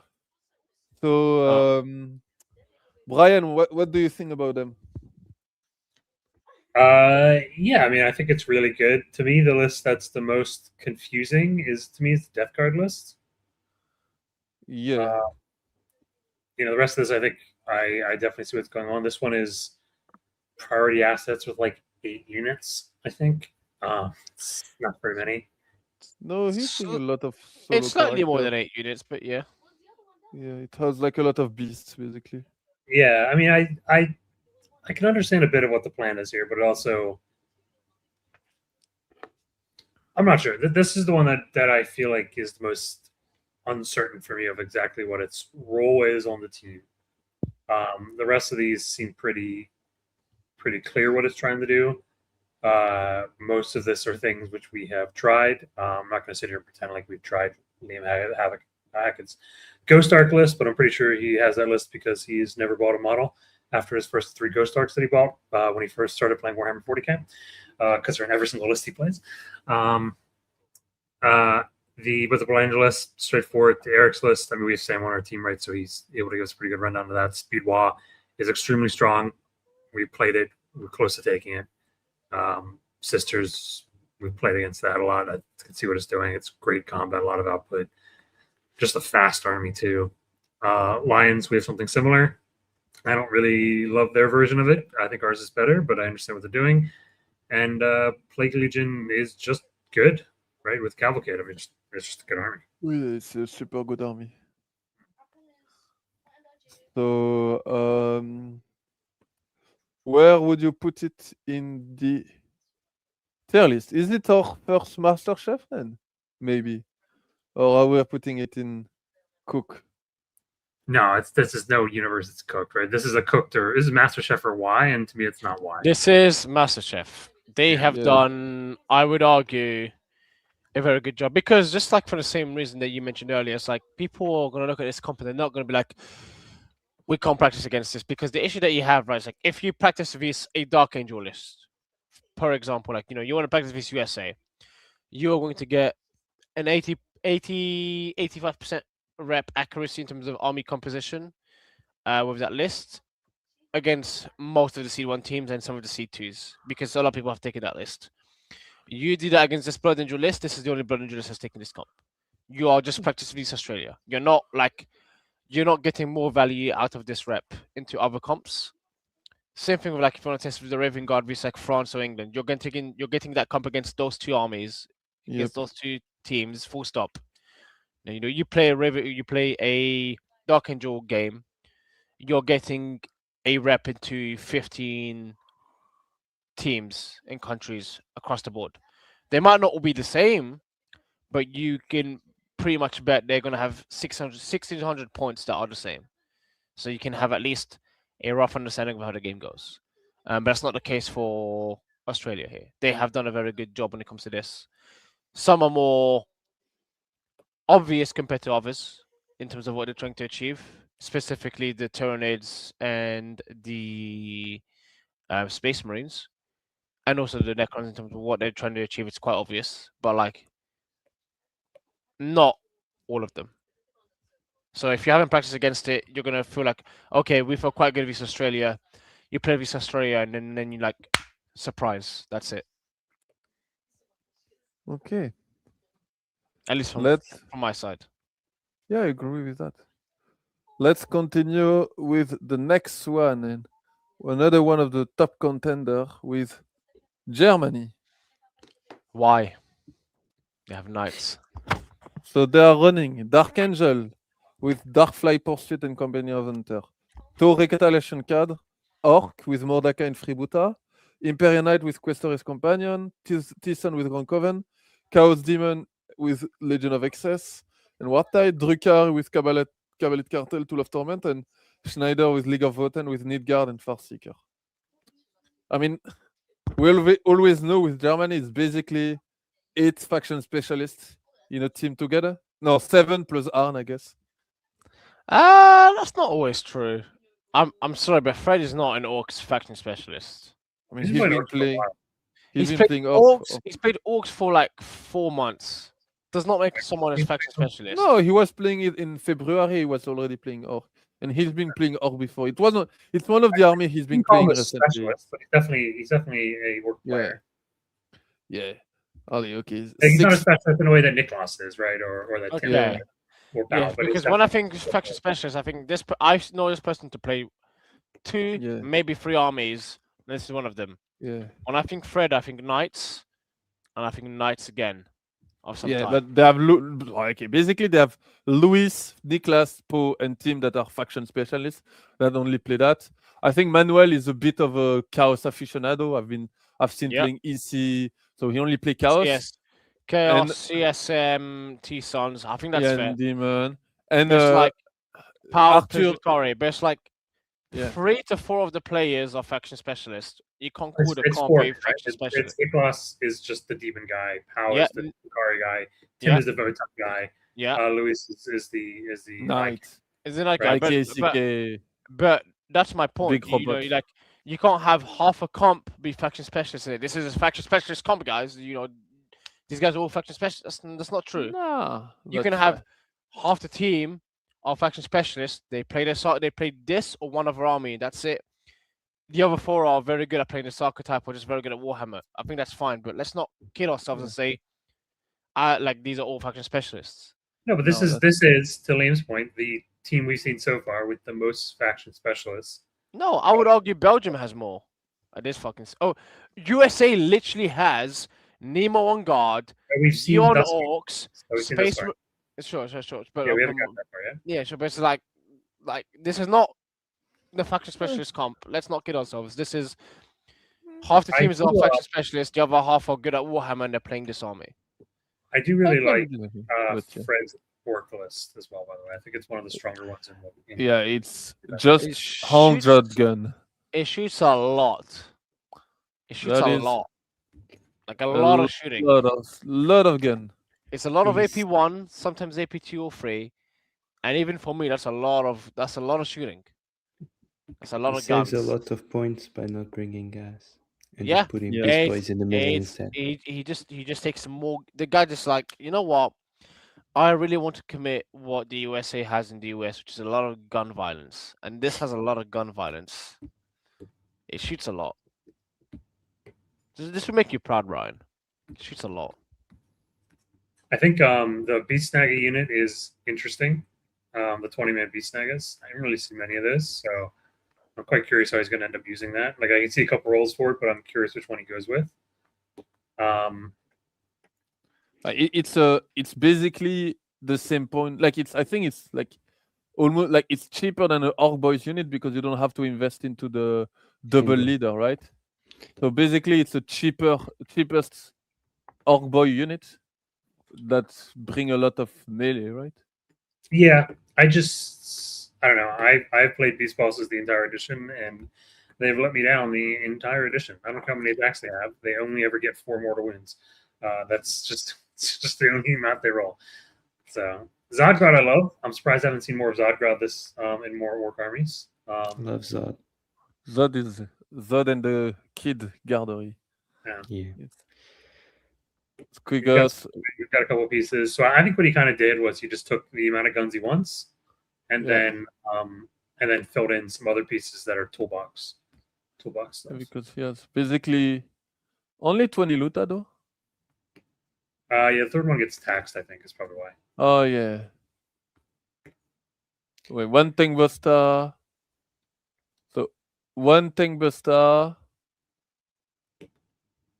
No, just 10 lutas. 30 flash ging, 2 tank buster, and 2 lutas. So that's a lot of gun. I mean, Yeah. I also quite like Police, the Drukhari engine, like the 12 pain engine is. I think it's a lovely list. What was the 9th edition? Thick City or something like that, or whatever it is. Yeah, Thick City, the old Thick City. It's Cavalry Cartel for a lot of shooting and Tool of Torment for the +1 to -1 to be wound. Transhuman on the. I think he's playing 6 Chronos and 6 Talos. Yeah, that is quite a juicy list. I love it. They are mean, cheap. They are so cheap and they are actually tanky. So I Yeah. like this list a lot.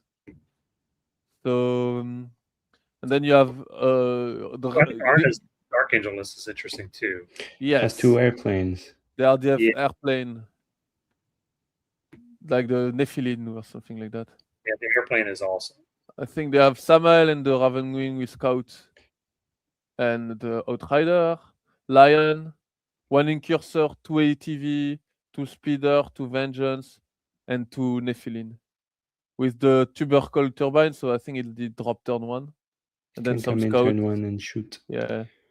So there is like so many guns. It's actually a super interesting list.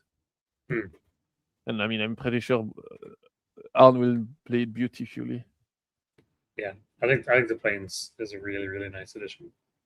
Well, they're obviously running Knight because voila. And I know Nassim doesn't like Knight, but I mean, Lewis will never play. Would not have played something else than Knight. No. And they will play it well. Which, to be fair to their point, there isn't that many good Knight players in the world, which is fair because they are playing Knight, but they are playing Knight well, which is like a lot scarier than like on his good matchup. I'm pretty sure Lewis will rush people and kill people, which is like he will be a 20-0 machine on his good matchup. And then you have, I mean, Legion of Excess just good. Like Schneider is the same, right? He's playing a really aggressive Votan list with a lot of, I mean, basically Bikes and defenders. A lot of bike and defender, and like, I mean, I know he will bully you on the table with like, I mean, not bully you, like he will like put his army in your face, right, and kill you. Do you think that Tim registered his list thinking that he overwatched on 4s, or do you think he just assumed that you got the lethals? Because he's got a lot of conversion in that army. No, I don't think he overwatched on 4. But the conversion are just good in this detachment because he can You sustain gets, 2 on them.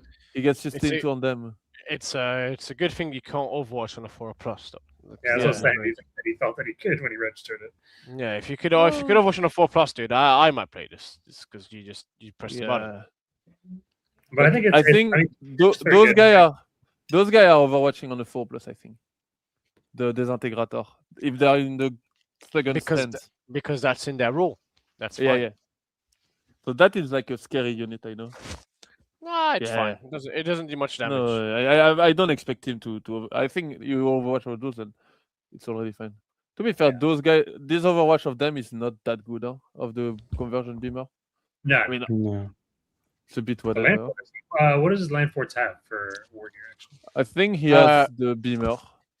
Yeah, I think the beamer, because it's a crit on the 4 Plus outside of 12. Which also works well with the sustain too. He has the scare. But he has just one. Like he has, like I mean, Overton is also playing one, but I think he's still playing the big cannon, the magma rail, because he won big cut run. But yeah, I know he has 1 2-man of the 6-1-2 with 6 shots sustained, and he's got the 2 1-mans of the magma rail, which is surprising actually. I would expect it the other way around. Oh yeah, he has 2 magma rail cannon. Mm-hmm. That's It's only 4 an shots. interesting So choice. it's only 4 shots on the defender. So those I like defenders. the defenders. No, they're good, but those defenders, specifically those single ones. Yeah, in just Tim's have list, the. Yeah, it's only 4 shots, so it's not actually good at the skirmishing part. So Yeah, Tim's list compared to some of the other lists struggles a little bit more at the skirmishing. I guess he has. Better at the all-in. Yeah, he has more big shots. Yeah, he's better at the all-in and preying on the big stuff. Yeah, But like in like a game of Warhammer that has to play 5 turns of Warhammer, he's going to struggle to push because he's going to have to either force a trade down or bring the Terminators in and trade the Terminators for something that he doesn't want to kill something. It's pretty cringe. what? So he plays But- 5 turns. Yeah, but you play Broken Orcs. Not everyone can play Broken Orcs, unfortunately. You know, Yeah. I hope your army gets nerfed by like 300 points because I still think it would be good. But you won't admit that because That can happen. you're an orc apologist. Let's come back on. My list is already registered. I don't care what happens. I think Tim, and Tim is obviously a menace on vote, and he will do great job. I'm pretty sure he will be like I agree. a big pusher. He's very good at scoring 0 points against you. I agree. No, yeah, it happened once, but like Once is what that matters. yeah, but I know he's gonna do great. He's a really aggressive player, and I mean, we'll need to be basically you'll need to be prepared if you wanna, because if you make a mistake in deployment, you're gonna get crushed by this if you go first. No, defenders are really good when it comes to this, especially with the Pioneers. They scout 9, they move 12. And he's playing Far Seeker, so they have +1 to hit if they're within 12. So Yeah, they they start to be quite reliable. Yeah, they move 21 inches before like you get to do anything. So like it's you know it can be quite oppressive. He only has 1 land fort, which means he has less of an anchor. But it's very better. It's better at pushing because you've got the 10 Terminators with in the need guard with Speculator for the +1 to win. So it punches above its weight class quite significantly. It's very good. Well, let's switch to the tier list. Where would you put this country? I think obviously they were by default cooking a bit because they have to bring juice. I mean, on paper, I would agree that the team comp doesn't like bring some of the weaker. So it depends, right? Because until now we just did it on paper, right? Not looking at the tier list, not the pilot, but just on the tier list.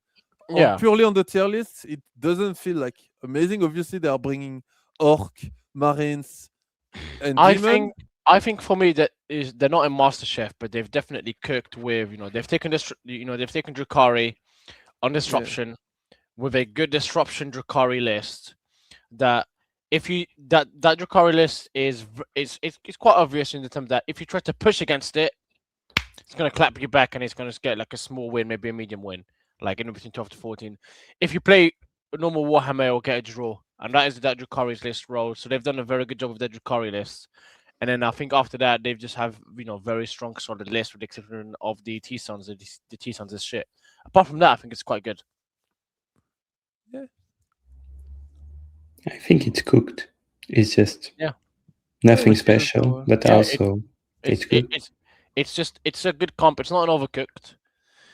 Honestly, I think Canada and maybe Poland are the only overcooked ones, and I think they've cooked. I think what's going to be the big difference this WTC for a lot of teams is how good a disruption player does relative to the rest of the team in those key rounds, because everyone agrees, at least 9 out of 8 to 9 out of 10 of the seed 1 teams agree that disruption is not that powerful.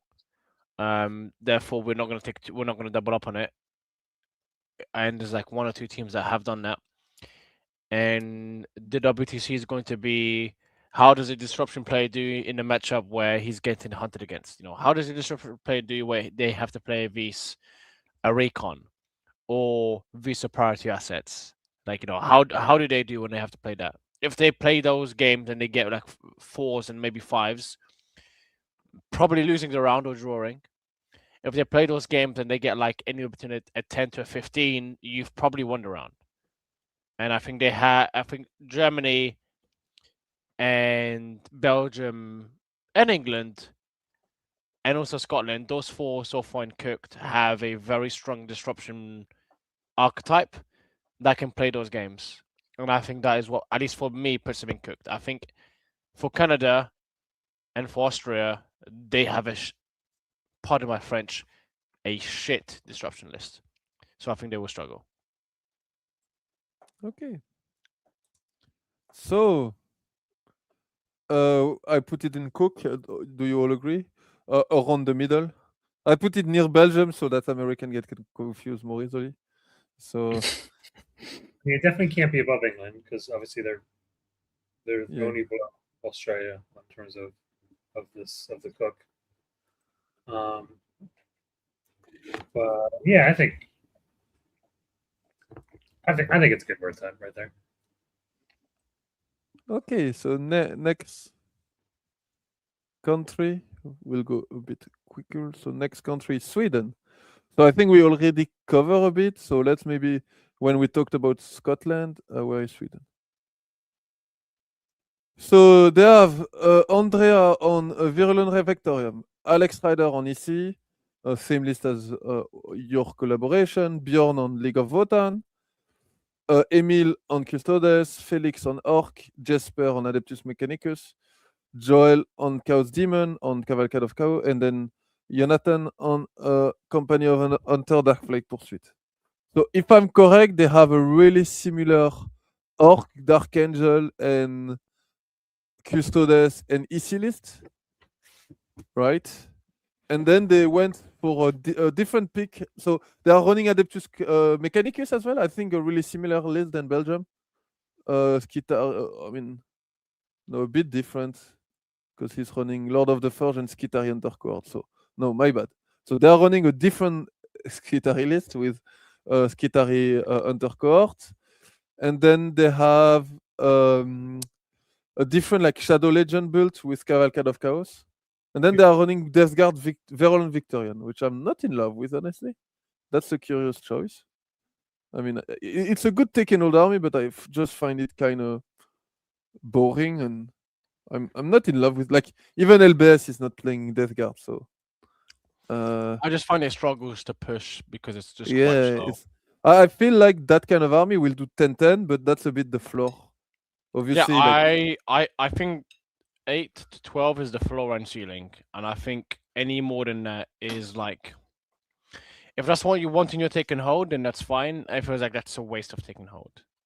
yeah. Because take and hold is like the strong disruption, at least for me. I don't know if you find it's the Yeah. same for you, Brian, Gus, Liam. I agree. Take and hold is I'll- great. Take and hold is amazing. Yeah.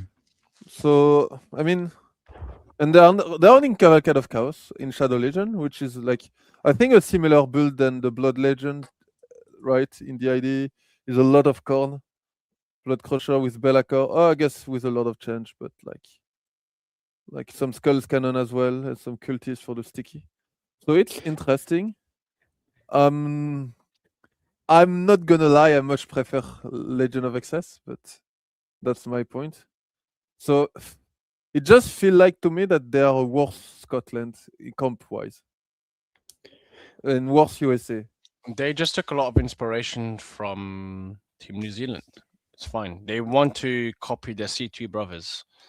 As I say, No. whilst Sweden has ended every single year since I've been there above England, but above the C2 brothers. So it's fine. So I feel like this is a good roster, but slightly worse than Scotland and USA when we are gonna talk it about. So in my opinion, I would put it as Overcooked. I agree. You know what? I'm willing to put Above Canada. Yeah, I think they're above Canada, not by much. I I'd think like if there was something in the middle. well, there's only two of them there, so there's no in the middle, Gus. So Yeah. Between cooked and overcooked, where it's like oatmeal in the middle. Yeah, I That's think what we it's got here. oatmeal, that's a good shout. No, let's a bit try of milk to. in there, a bit of milk in there, a bit Yeah. soggy. You taste it tastes okay. You won't go out your way to have it, but it's good for your health. I see that. Not Okay. Canada, but I see that. Yeah, it's the top of Overcooked. It's almost cooked, but I just feel it's slightly worse than the comp of Scotland. So next one. Oh, Brian disappeared. Brian is back. Do you agree with that, Brian? I think that's a bit harsh. I think they're cooked. But I'm biased, but I worked with them, so It's true, you are biased. As long as he's Yeah. accepted that. Anyway, let's move on. He just said he's biased. He's biased. He just said he's biased. We can't listen to Yeah. biased points of views because that would be bad for data. And good and accurate data and good data is important. Anyways, moving on to Poland. So let's go to Poland. So Poland, they have Kaski on Wartide. They have. Can you please read all of those names exactly the way you see them? No. Please. They have an orc describe. player playing that big hunt and rolling death, which is really interesting. Yes. That I don't- guy Cool.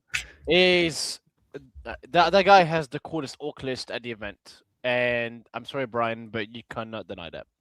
He's got the So big they are- hunt. It's with Nemo. a lot of squigs. He's playing. It's Is the that Nemo? Polish Nemo. Oh my god, I played against him. He's great. He's a laugh. I love him. So they have Modrock, 6 Squigox, What Beast a G. Boss, 10 Beast Boss, Squigosaurs, 8 Squigog Boys. Beast Brian, Boss. So basically, they are playing the French list, but the English list. The English list. Yeah, the English list, if you want. this is totally different. This is a completely different list. The English list. It's not the same. Hey, but, you there know, is 27 Squigog Boys. they It have has more. no data sheet in common. It plays it completely differently. It has the ability to scout with it. It has the ability to advance and charge No, no. all the time with it. It has the ability to. Now, let me finish my thoughts before you interrupt me for the 17th time. It is kill rigs, which are the different way of playing a game with some interesting shooting. It's just a very, very old advanced 16 kill rigs. It's a very, It's- very different list. It's also Purge the Foe, so it must be better because Purge the Foe is the best disposition according to the community. Therefore, It's the much, best. much faster than most lists. It's just I agree.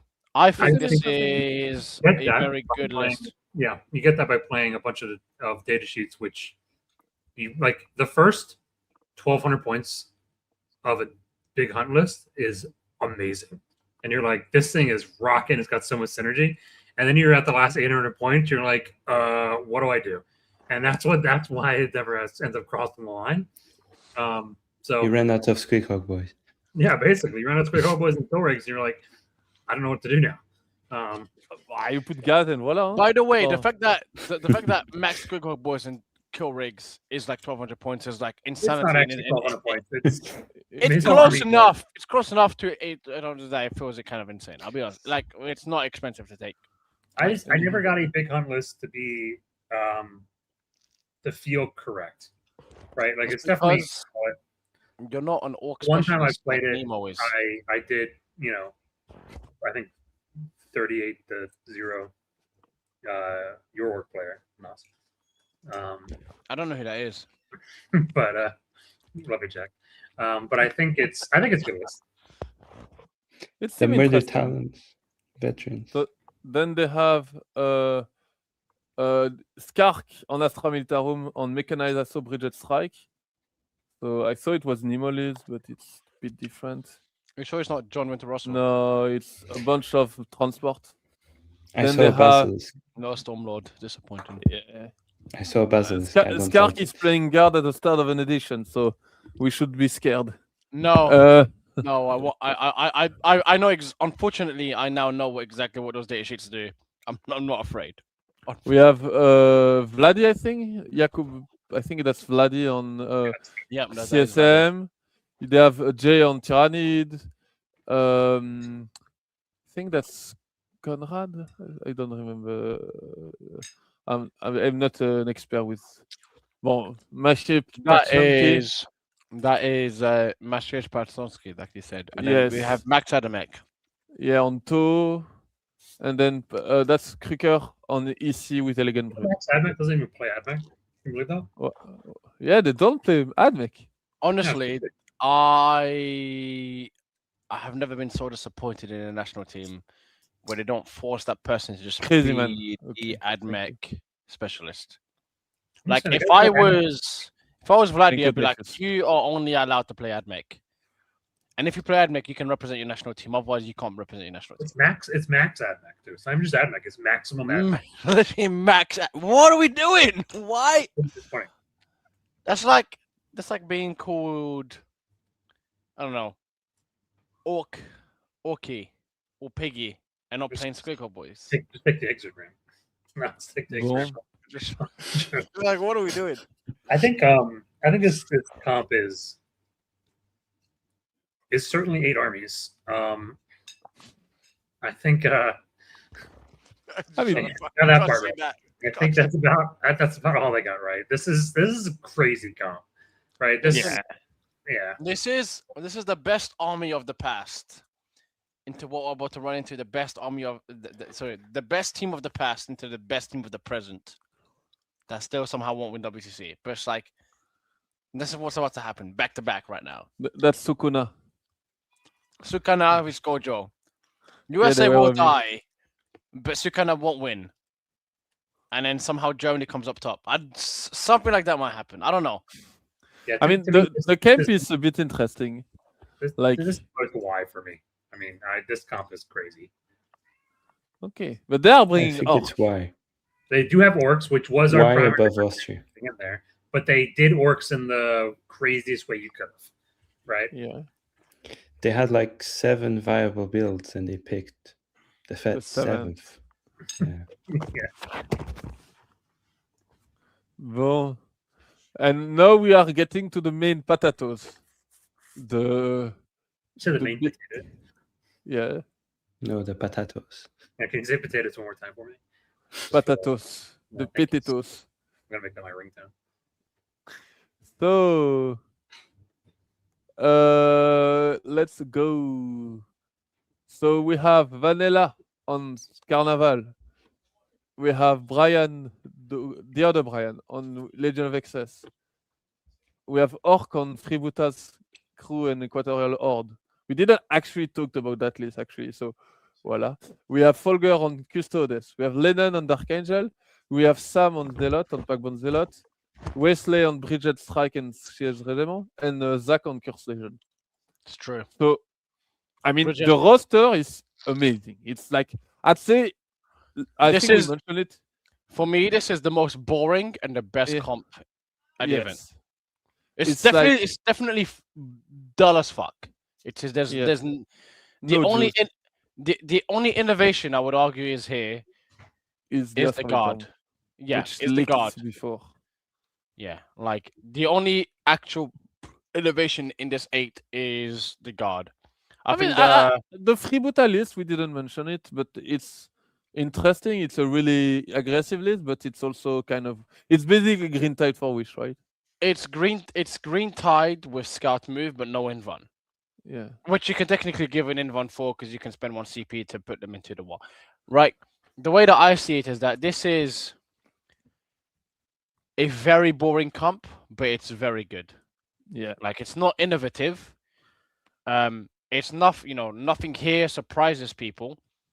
Maybe people have answers for it, maybe they don't. Maybe they think they have answers for it, maybe they don't. But it's like you're going into this event and you look at this, you're like, all right, they have taken what we expected. Let's see if our answers line up into it. And it's a strong comp. No one's gonna argue like, oh, this is a weak comp. It's like, oh, this isn't good. We're not sure about this XYZ. It's a strong comp. It's a strong team. But it's just not very with the exception of the guard. There's nothing here that's very like, oh wow, I didn't expect this. Oh why did they take this? Like none of that exists here. People know the custodes. They know the 18 Alaris are good. People know the Orcs with boys are good. People have been playing this Green Tide. People know the Dark Angels are good. There's 14 other teams that have taken it. Like Legion of X is good. XYZ, Sky Shroud. People know that the comp is good. It's a good comp. And it's going to be, are you practice against those armies? For one, and are your players as good as those players to deliver against those scores? And if they are, then like USA doesn't win another WTC. But if they aren't, then like this for me is the team to beat this year, at the very least, hands down, more so than last year. We'll put I think it's legit to put it at the top of Cook. I think. Yeah, I think it's top of Cook, lower MasterChef. I think if we're just looking at armies and not players, then it's definitely in the Cook, not MasterChef. But if you look at the players behind it as well, right? You have Wesley on guard. You have John Lennon on Space Marines. You have Brian on Orcs. You have Folger on Custodes. You have 4 players on their main armies. And then if you go one step further, you have Anthony on a melee pressure list, right? I mean, I would argue that EC is actually shooting, but yeah. Fair enough.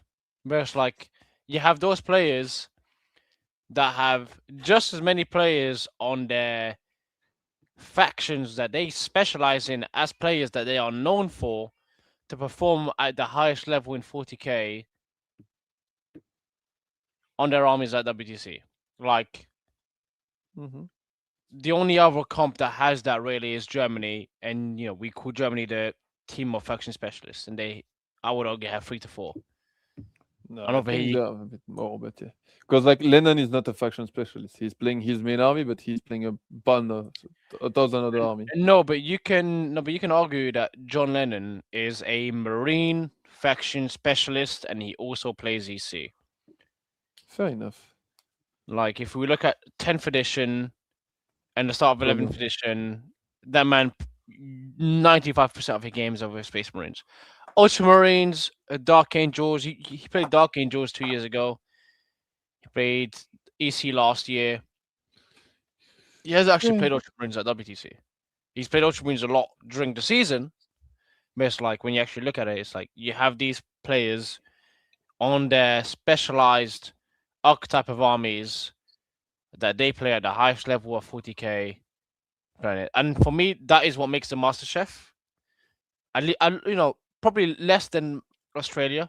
I think Australia's cooked a little bit more there. But for me, this is the team to beat this year, more so than any other year at WTC when it comes to actually entering the event. Okay. I think for me, it's cooked because it is the armies we expected. Yeah.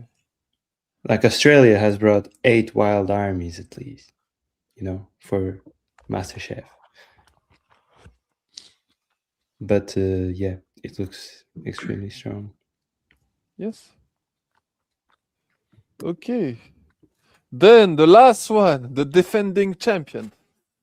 So this is interesting.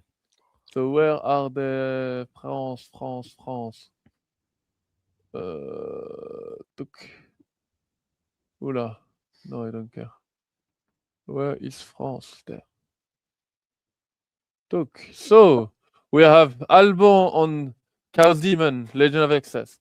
Sako on EC. Ashord Arnaud en Necron. Tanker en Orc. Tinico en World Eater. Olivier en Space Marine. Quentin on League of Wotan. And Moyashi Benjamin Stroke on Chaos Space Marine. I mean, I think the list we already reviewed, so they are bringing boring Legend of Excess. The EC list they are playing is really similar to the one from England. It's a lot of Flawless and a lot of Defiler. This is pretty common. The Necron list is ultra common. We already covered the Warrior, that is a bit of a juice. They are basically Nassim lists from, I mean, It's very almost similar. It's plain very Nassim similar. list. The Votan list is a bit interesting. I think it's basically doing the disruption job, and Yep. it's basically triple fortress in The Farseeker. bikes also do deceptively more damage than you think because Yes. he's playing them in persecution, so he has 1 CPU reroll wounds, Yes, exactly. which is like real hit, you know? I think it's No, real hits in shooting. rather than no, wounds, it's also No, it's also that's not the detachment you're thinking about. It's Oh, another okay. detachment. it It's auxiliary. does a bike unit will do significantly more than what you think it does. Like it does a fuck ton of damage. Once was it 1 CPU reroll wounds and I think it's 2 yield points. Yeah. It I does a think lot of damage. It's actually because quite funny how Votan has been used in this edition, because it feels like Votan is just an army that can solve any disposition problem you have.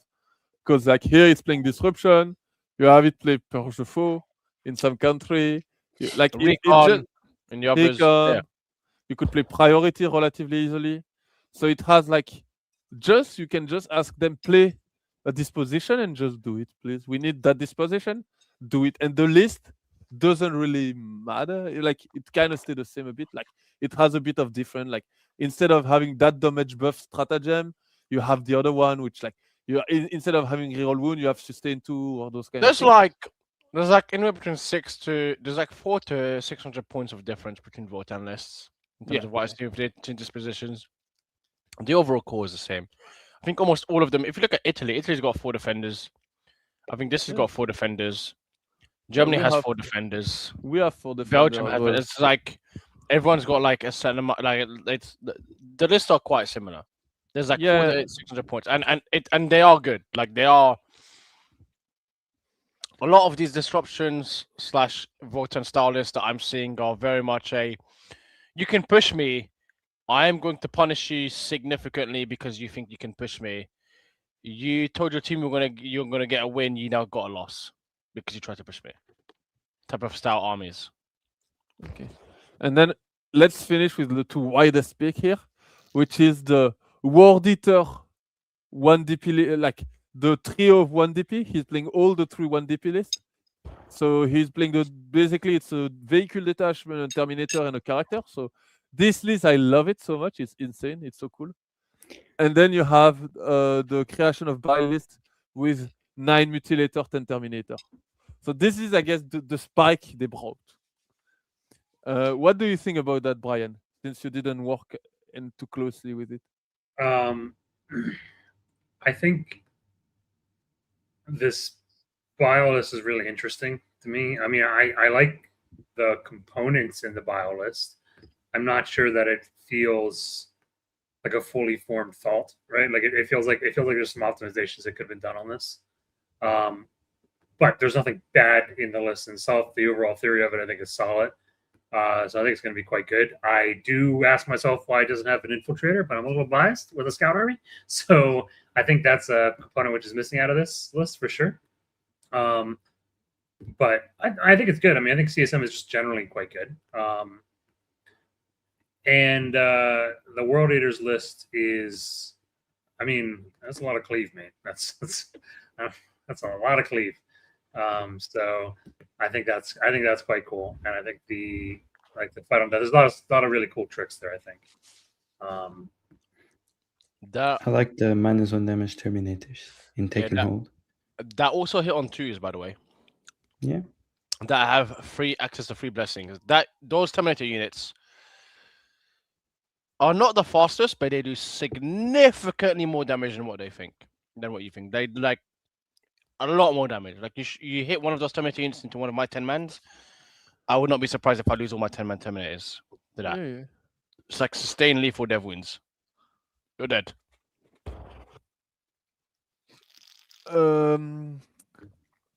That is. So how do you feel? Obviously, that last year I think we run them in. Oh shit. In Overcook. Yeah. No, they did not overcook this time. They right below England. have cooked more slightly. No, I'd argue they've cooked more than England. I'll argue this is like you can't. No, but England is not a good team according to you. You told me before that they're England C2 team. At the end of the day, no. I think they're above England, and honestly above USA. I'll be very tempted to put this into MasterChef because if you think about it, right, they have this World Eater list and this CSM list that are helping them. You know, when we think about pushing differential, it's about you run over your opponent, you kill them. If you look at France's comp, they have 5 melee-oriented lists that are designed to run over your opponent, and they might have predicted the meta in terms of this is what people are going to take, and if they are able to run through their opponent with 2 to 3 out of those 5 lists, they have won the round. They may or may not pan out for them, but like, are you going to get a rep against CSM Bio when it's the only one at the event? Are you going to get a rep into 20 World Eater Terminators when it's the only one at the event? Maybe you get a rep into the Votan lists, but this Votan list is different compared to the others. All the others are like Need Guard and Far Seekers. This is Persecution Prospect and Far Seekers. It's different. It is fundamentally different. So you would put it on the bottom of MasterChef? I think so. I think the Oz have done slumps, where like the whole comp, you like, what the fuck is going on? France have like 3 of their lists. You're thinking like, what the fuck is going on here? Like, we have to practice against this if we want to win the event. Vice versa with the Oz. You sure 4, maybe 5 of the French list, you'd be like, this is what other people are taking. We can get a good rep into it. But like, almost half their comp is, if we don't practice this, we just don't know. Maybe we feel good into it. It feels good, but like, we don't have a practice rep into it because nobody fucking else has it. No one else has 20 World Eater Terminators. No one else has that specific Votan build in terms of what it's doing. No one else has CS and Bio with that list. So it's like, if you go into a team, you're like, yeah, I'll get a draw with CS and Bio, and you come back with 4 points, maybe 3, you've lost your team the round. So you're going to need to practice against them. For me, that's what is the criteria to push it into MasterChef. Because it feels like Australia has done that with like 6 of their armies, probably 5, but like 6 of their armies. France has done that with 3 to 4 of theirs. And you can't say that about any other team. You can't say it with the other teams like, okay, these 4 have something that one are expecting at all in the meta. So before entering the WTC, if I had to place a bet in being like, there might be one CSM Bio, it probably won't be a seed 1. I would have taken that bet. I wouldn't have expected a seed 1 to take CSM Bio, and they did. I wouldn't have expected a seed 1 to take 18 Sanguinary Guard, or like one of these other builds. 20 World Eater Terminators was not on my radar. Full stop. With -1 damage, and also triple demon, that was before seeing list. That was not on my radar. The French have 55 Terminator in their list. C'est l'âge de Tortor. That's funny. Okay. Do you agree with that, Brian? Yeah, I mean, I think so. I mean, I think we have to move England up to Master Chef then, but otherwise, I think that it's. I mean, I think it's a good comp. I mean, I think one thing that France has historically been quite good at is seeing the forest through the trees when it comes to team comps, right? Like they always manage to come in with a team skew or team direction, which is, I think they do a better job of capturing that than any other team in the event, right? And I think that it's to be seen whether that is that was a good call with respect to the direction they decided to go in, but I think that they have achieved that with respect to their team comp. I think that's cool. Okay, perfect. Bon, we are 2 hours deep, so I don't know how you feel, but we probably skip the fantasy draft, or you Yeah. want to still do it? No, let's. It's a bit late, it's so late. probably let's do plug and answer the question, Brian, you're and up. then we'll go. So that is your job. That's Brian. You're up. Come on, Yeah, baby boy. it's definitely a thing. Which Come on, sweet cheeks. Pretty boy. Yeah. American I've seen. melanin. Yeah, I think I've seen it. Yeah, go for it. Yeah, I've got it. So, thank you for joining us today. And please remember to check out the metadata dashboard at statcheck.com/themeta, or some of our available coaching, including Liam and Nass and Gus. I don't remember if you coach for StatCheck or not. If not, you should. No. But you can check it out at statcheck.com/coaching. We have many great coaches on there, and some of our dope merch at StatCheck merch. Huge shout out to our sponsor, the Red Dragon, where StatCheck patrons get 50% off the entire store, red-dragon.ca, and Saltire Games at saltiregames.co.uk. Over up in Scotland, check them out. Great group of guys. You can shop for some awesome WTC terrain from Wayland Yutani, who helped put on the WTC as well, saving 5% with code StatCheck5. Go to waylandyutaniincorporated.com. And then if you want some GW style US Open terrain, check out J15 Games, who make a number of fantastic terrain pieces as well as widgets, some of which Team USA is actually going to be getting. Sorry, my cat is skipping this entire thing. But they have excellent stuff. So highly recommend going with them if you get a chance to check them out. The highest of qualities. Yeah, it's awesome. There's some really cool stuff. Well, let's go answer the question. So my first question is, Gus, when do you get in on Monday so we can shave your head? That's my question. Because me and Liam are committed. I'm like, on Monday, I'm going to grab Liam's hair and I'm going to shave it. And then Liam's going to grab your hair and he's either going to, or my hair's going to shave me. Then you get to shave the remaining person. So my question is, when do you get in on Monday so we can do this? Because it says that this needs to happen Monday so that by Sunday it grows back a little bit. Well, I don't know. Not. We'll see. Okay. Not sure when I show up. Sure, but when you show up on Monday, he has the razor. I show up on Monday. When you show up on Monday, he has the razor. I show up on Monday. Brother, I will catch you on Tuesday. I'm like, you're playing Walmart. I show up on Tuesday. Brother, you're definitely there Thursday.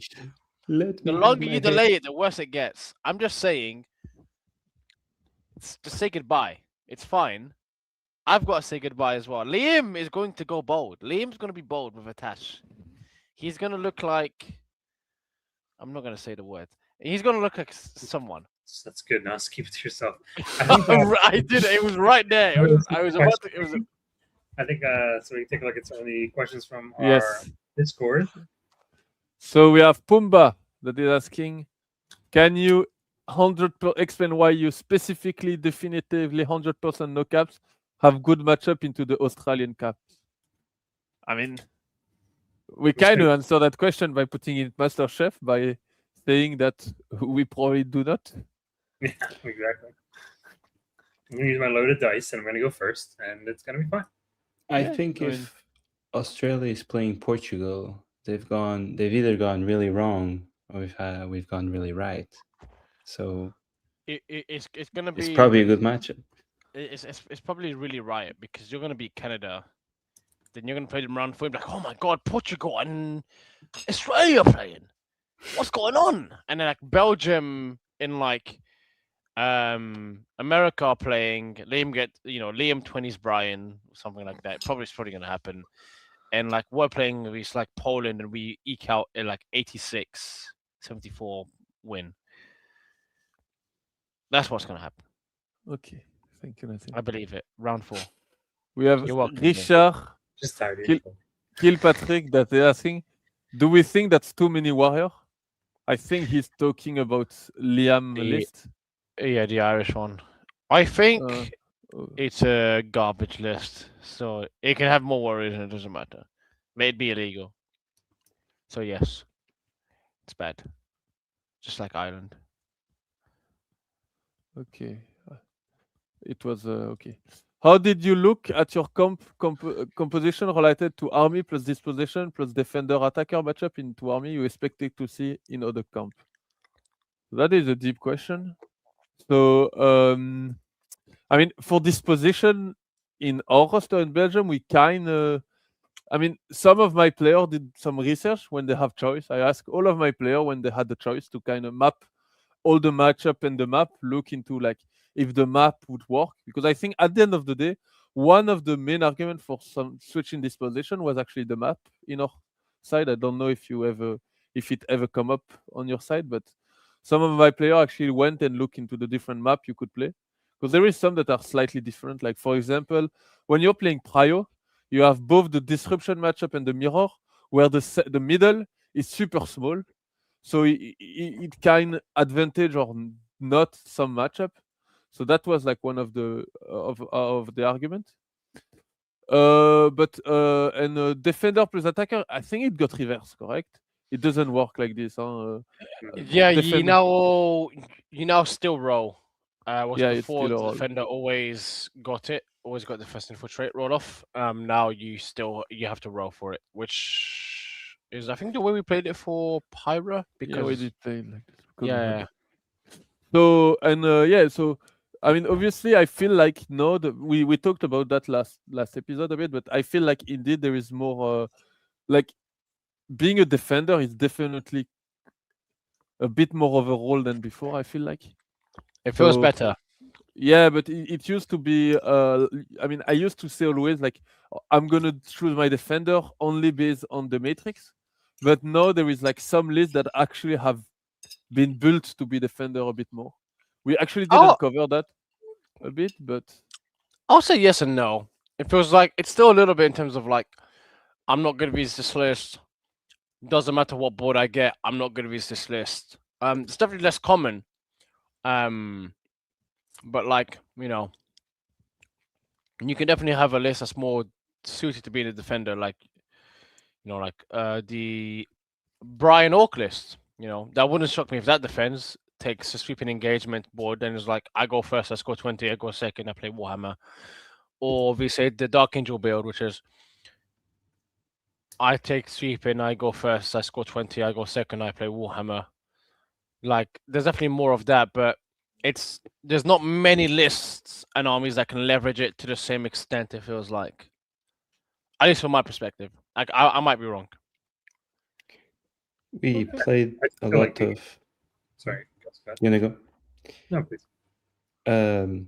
We played a lot of scrims versus other nations where it was just 6 Dawn of War / sweeping because their 3 defenders took sweeping / Dawn of War. We took sweeping / Dawn of War. It just worked. Like armies were built for those boards, I guess. Yeah, I was gonna say I think to me the ability to pick deployment, specifically the Dawn sweeping matchups, and search and right ones was relevant, and sometimes inversely the hammer matchups, right? If you're like trying to defend against something, but the deployments are much more warping to me than the maps ever were.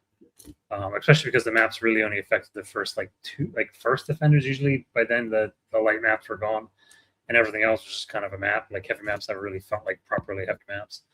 This is now like 6-year games are just dramatically warped by the picking of the deployment zone. Yeah, no, I agree. But isn't that more? So I guess isn't that less so because of actual maps, but more so because of first turn, second turn is a lot more impactful compared to before?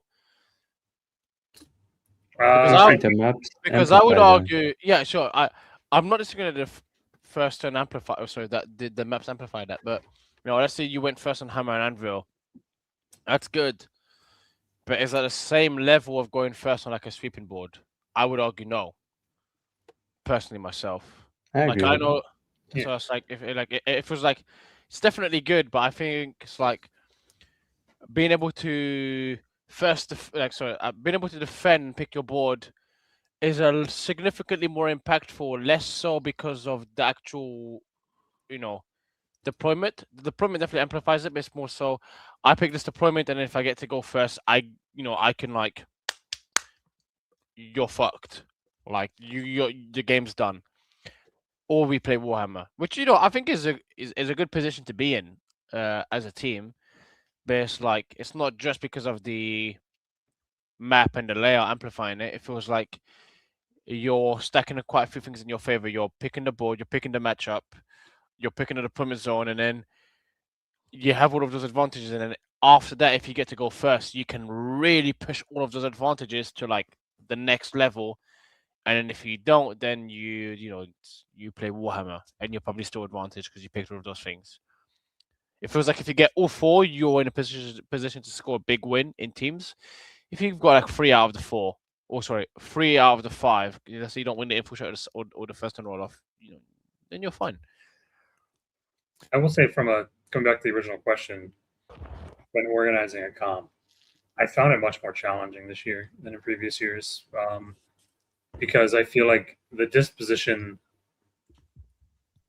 like conversation, is a challenging one to have with people because of how locked in you get with things, especially with the spin cycle that happened with the latest sort of slate. Like I think it creates a bit of a feel bad, right? Because I mean, you would like to be able to take the armies you want, and sometimes that puts you in a spot where you just can't take that army because the rationale is that the other armies that need that spot are doing better, right?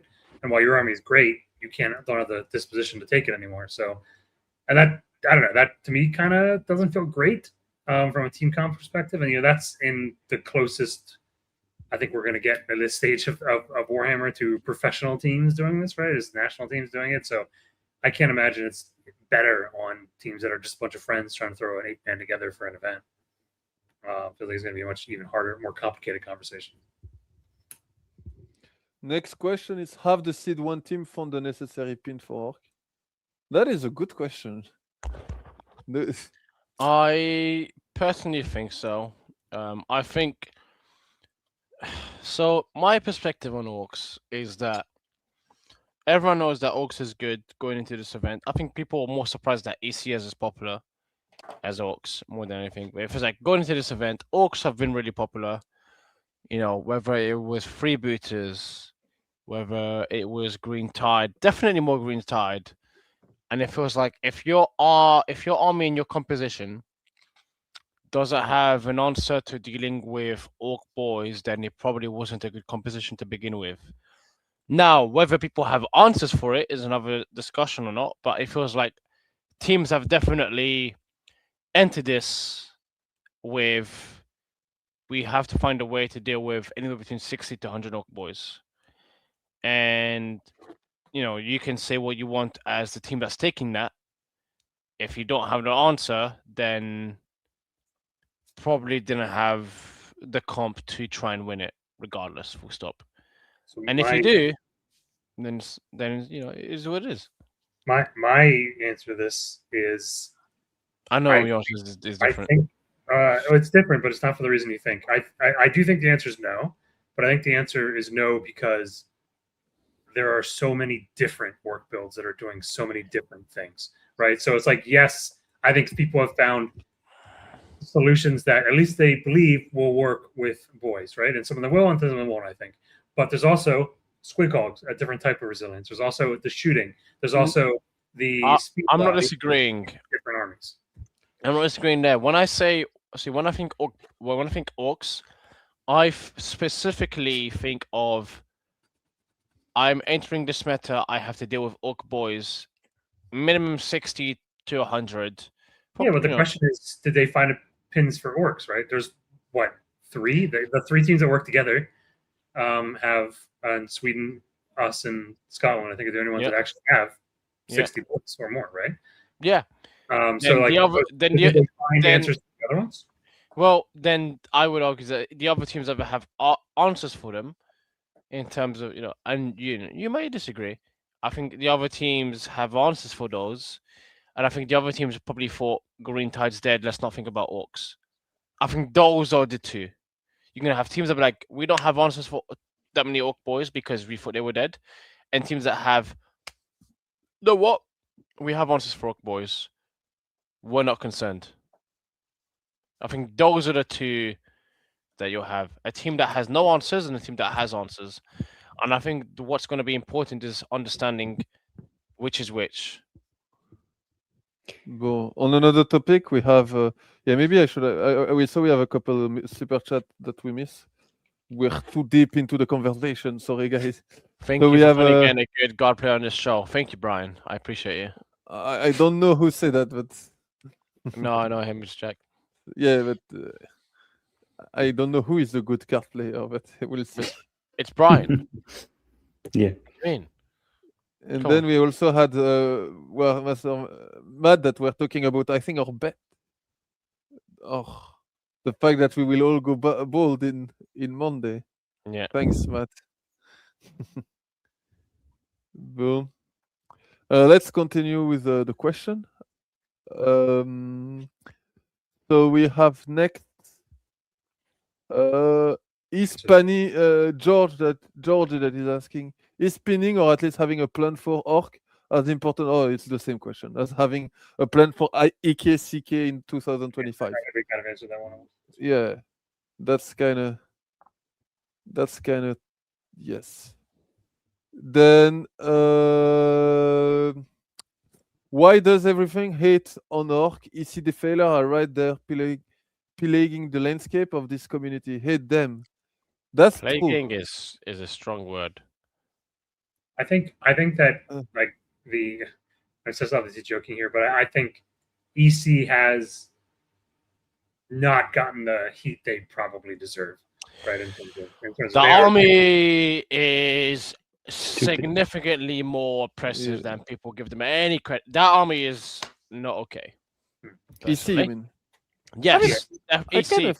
I think it's okay, but no, I think it's the best defiler for sure. Yeah, I think for me the top 5 armies. The top 4 armies in the game are, in no particular order, orcs, EC, demons, and Space Marines will be there. Like those are like the top 4 that kind of exist for me. And after that, you can like sprinkle, but like even then, like you can interchange one of those. But like EC are up there, orcs are up there, demons are up there. You can argue Space Marines are up there as well. Definitely, like that's obvious. Like that for me is the top 4. I feel like EC is always like 1/6 advance at the wrong time on a defiler of just it's over. You're getting 20. Yeah, it's not your fault or anything. When I play VCC, a lot of the time I'm just like, I'm gonna hope you don't roll a 6 with just defiler, and it's like I don't have to think too much about it. And if you roll a 6, I'll think about it when it happens, and hope you don't go for it. Yeah. And I'm just like, all right, that's fine. But deep down, I'm like, fuck sakes, you rolled a 6 here. Generally, I'm just like, for fuck's sake, he's rolled a 6. I have to. I need to now rapid ingress to deal with this. Yeah. Just to stabilize. No, like a 1 to 5, whatever. They just rolled a 6 at the wrong time, so you're just like, for fuck's sake. I think East is just it's very good stuff. Yeah, no, I'm not disagreeing. Again, I think EC is in the top 4, at least for me. Ben is asking which team will have the best jersey. China. Probably China. England's one's pretty good, to be fair. Like, we've got a pretty good one. Yeah, but they're a bit common. Brother, I'm So- going to. Sure, dude. That's I'm all gonna. it is. I'm not only gonna shave your head. I'm gonna shave your tash as well. Let's No, calm you down. have to let the tash. The tash. has Yeah, to- then shut up. Otherwise, I might. Oh no, I saw a Liam accident. Zip, zip. But yeah, I'm curious to see. I've seen the French one. They are cool, the French one. But Alright. uh, Okay. Okay. I mean, I hope it's like kind of an how did exciting one. Like South Africa is coming. I don't know. no, how did my real question is how did American ones look like? Yeah, And that's why true. is it white, red, and blue? Like England. So do you want to do the next question? See, I knew it. I just knew That- it. We've passed our little. Yeah. For 5 and 8 man team, what is important when picking this position? I think in 5-man teams, the important thing is to follow the rules and do one of each. Yes, correct. That's very important. I concur. The next one. I think it's very important to take 2 of each for 3 of them. Yeah. Otherwise, you're cheating. But I mean, to me, you pick one of each. You satisfy the condition, and then you figure out what armies you want that best fit into there, and you double up. Right? I don't think you're building a comp around dispositions at this stage, at least. Take Yeah. one disruption. Unless Australia wins, then fucking take 3. Find a way.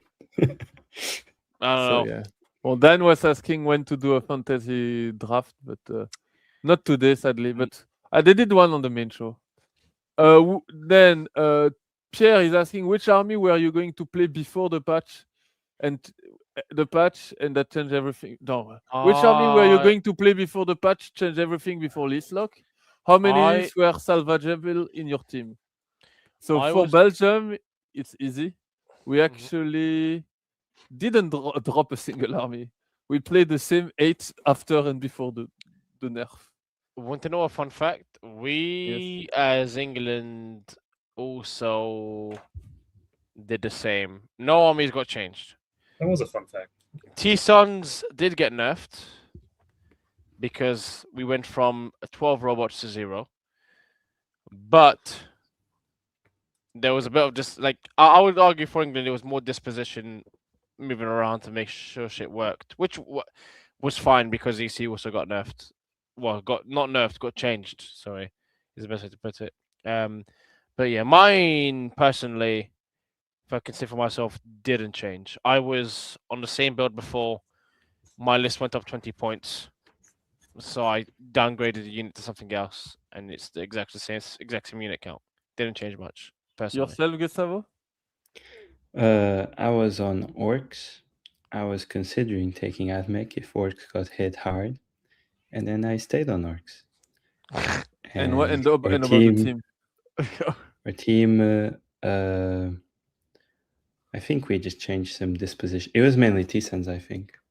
We changed it to recon from something else. Yeah. I think for USA, most people stayed on their armies. The biggest one was Sam got a bit cycled in the disposition switching, which was unfortunate because I know he's very excited to play. Turned in list, but he's going to do great with PBZ. But I know that was kind of really only army that we had to switch properly. Good on him. So then we have GG that is asking, after WTC, any plan to play a brand new army? So I'm not going to play a brand new army, but after WTC, it's LGT time, so I have to play CSM again. It's going to be cool. After LGT, I will have... WTC. After WTC, I will have to play an army I really don't want to. And Brian knows which one. But I probably might have to just make the sacrifice. Yeah, I'm going to play orcs until I die. More than my and you, Gustavo? Going back to Astra Militarum? I'm done for a while, I think. I'm just bored of it. I like orcs. They're fun, but they're going to get their codex. I like works.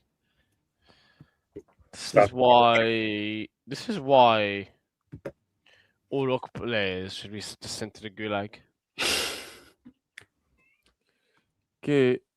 If for some reason you had to pick a different list on a different team and play that list for that team at WTC this year, what list would you choose? And you cannot choose the same army / detachment you are currently playing. Fuck. Found the loophole. Damn, I was going to say Scotland. I'll choose Admech easily. No! Lords of the Forge is so stupid. I'll take that instantly. I would guess- pick Legion of Excess because and with Priority Access because that shit is broken. Admech is a nice proposition. I would probably play that as well. Sorry, Richard but- Siegler. I'm sorry. Is that you? He convert myself. Huh? Lord of the- I can see. I would also play Admech. Admech is just a fun army. It kind of does a bit of everything. It's pretty sweet. The battle clays are so stupid. Oh my god! They're 65 points. I still don't get why they should be What's 85. up with that? Because they are very overpriced and Yeah. they are exactly how much they should cost. And if you say anything else, then you get smitten by GW. So now that the dust, we have next question. Now that the dust settling, and it turned out that Australia, I suppose, Traya and Sweden, so Australia, I guess, and Sweden are still Death Guard believer. Are they correct to believe so, or did they overly respect the Death Guard defiler in practice? I mean, we talked shortly about it. I mean, Death Guard is a drawish army, I think, but I mean, the Australian build is a bit weird, right? It's like Defiler plus Great on Rotigus. Clean One and Rotigus. So, like, I'm curious to see. Does the Rotigus buff work on Defiler? What the think plus so. 1 damage? No, that's all the Legions Demonica.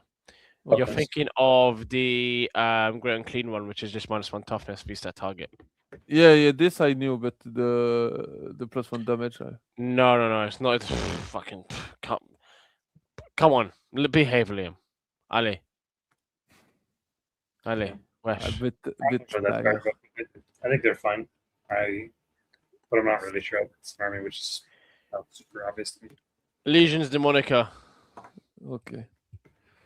Then it's Gerd. No, go Legions Demonica. Legion Which tier 3 team is your favorite and what it is? Norway? Scotland. Oh, sorry. I mean, I like Griscomp, honestly. Like, it's a headache, so like, I like them, but I guess that's who else is in C3. I'm not an expert. Bulgaria. I don't like look much Norway. at C3. Uh, China. which- I'll go with that. oh yeah, they're fucking seed. Wait, Yeah. How are they still seed free? Chifan. It's my boy. I don't get how China is seed 3 and not seed 2. Baffles me. Actually baffling. And you, Brian? Well, Gus stole my answer. I'll go with Bulgaria because they're Oh, yeah, they're cool. Yeah. Bon, Typhus is just saying that there is an aquaport 10 minutes away from the venue. So that's, I guess, it's going to be quite warm, guys. I don't know if you were not there, Nassim, I think, but the first were you there? First WTC, Brian? 5 years I- ago?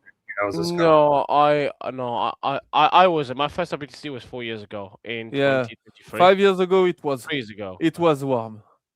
It was warm. So Yeah, but I come from the continent of the desert, which is where Brian would say desert land, which Brian would use something a little bit more, non-politically correct, which may get him cancelled. But like, it's okay. It's not that hot. It's fine.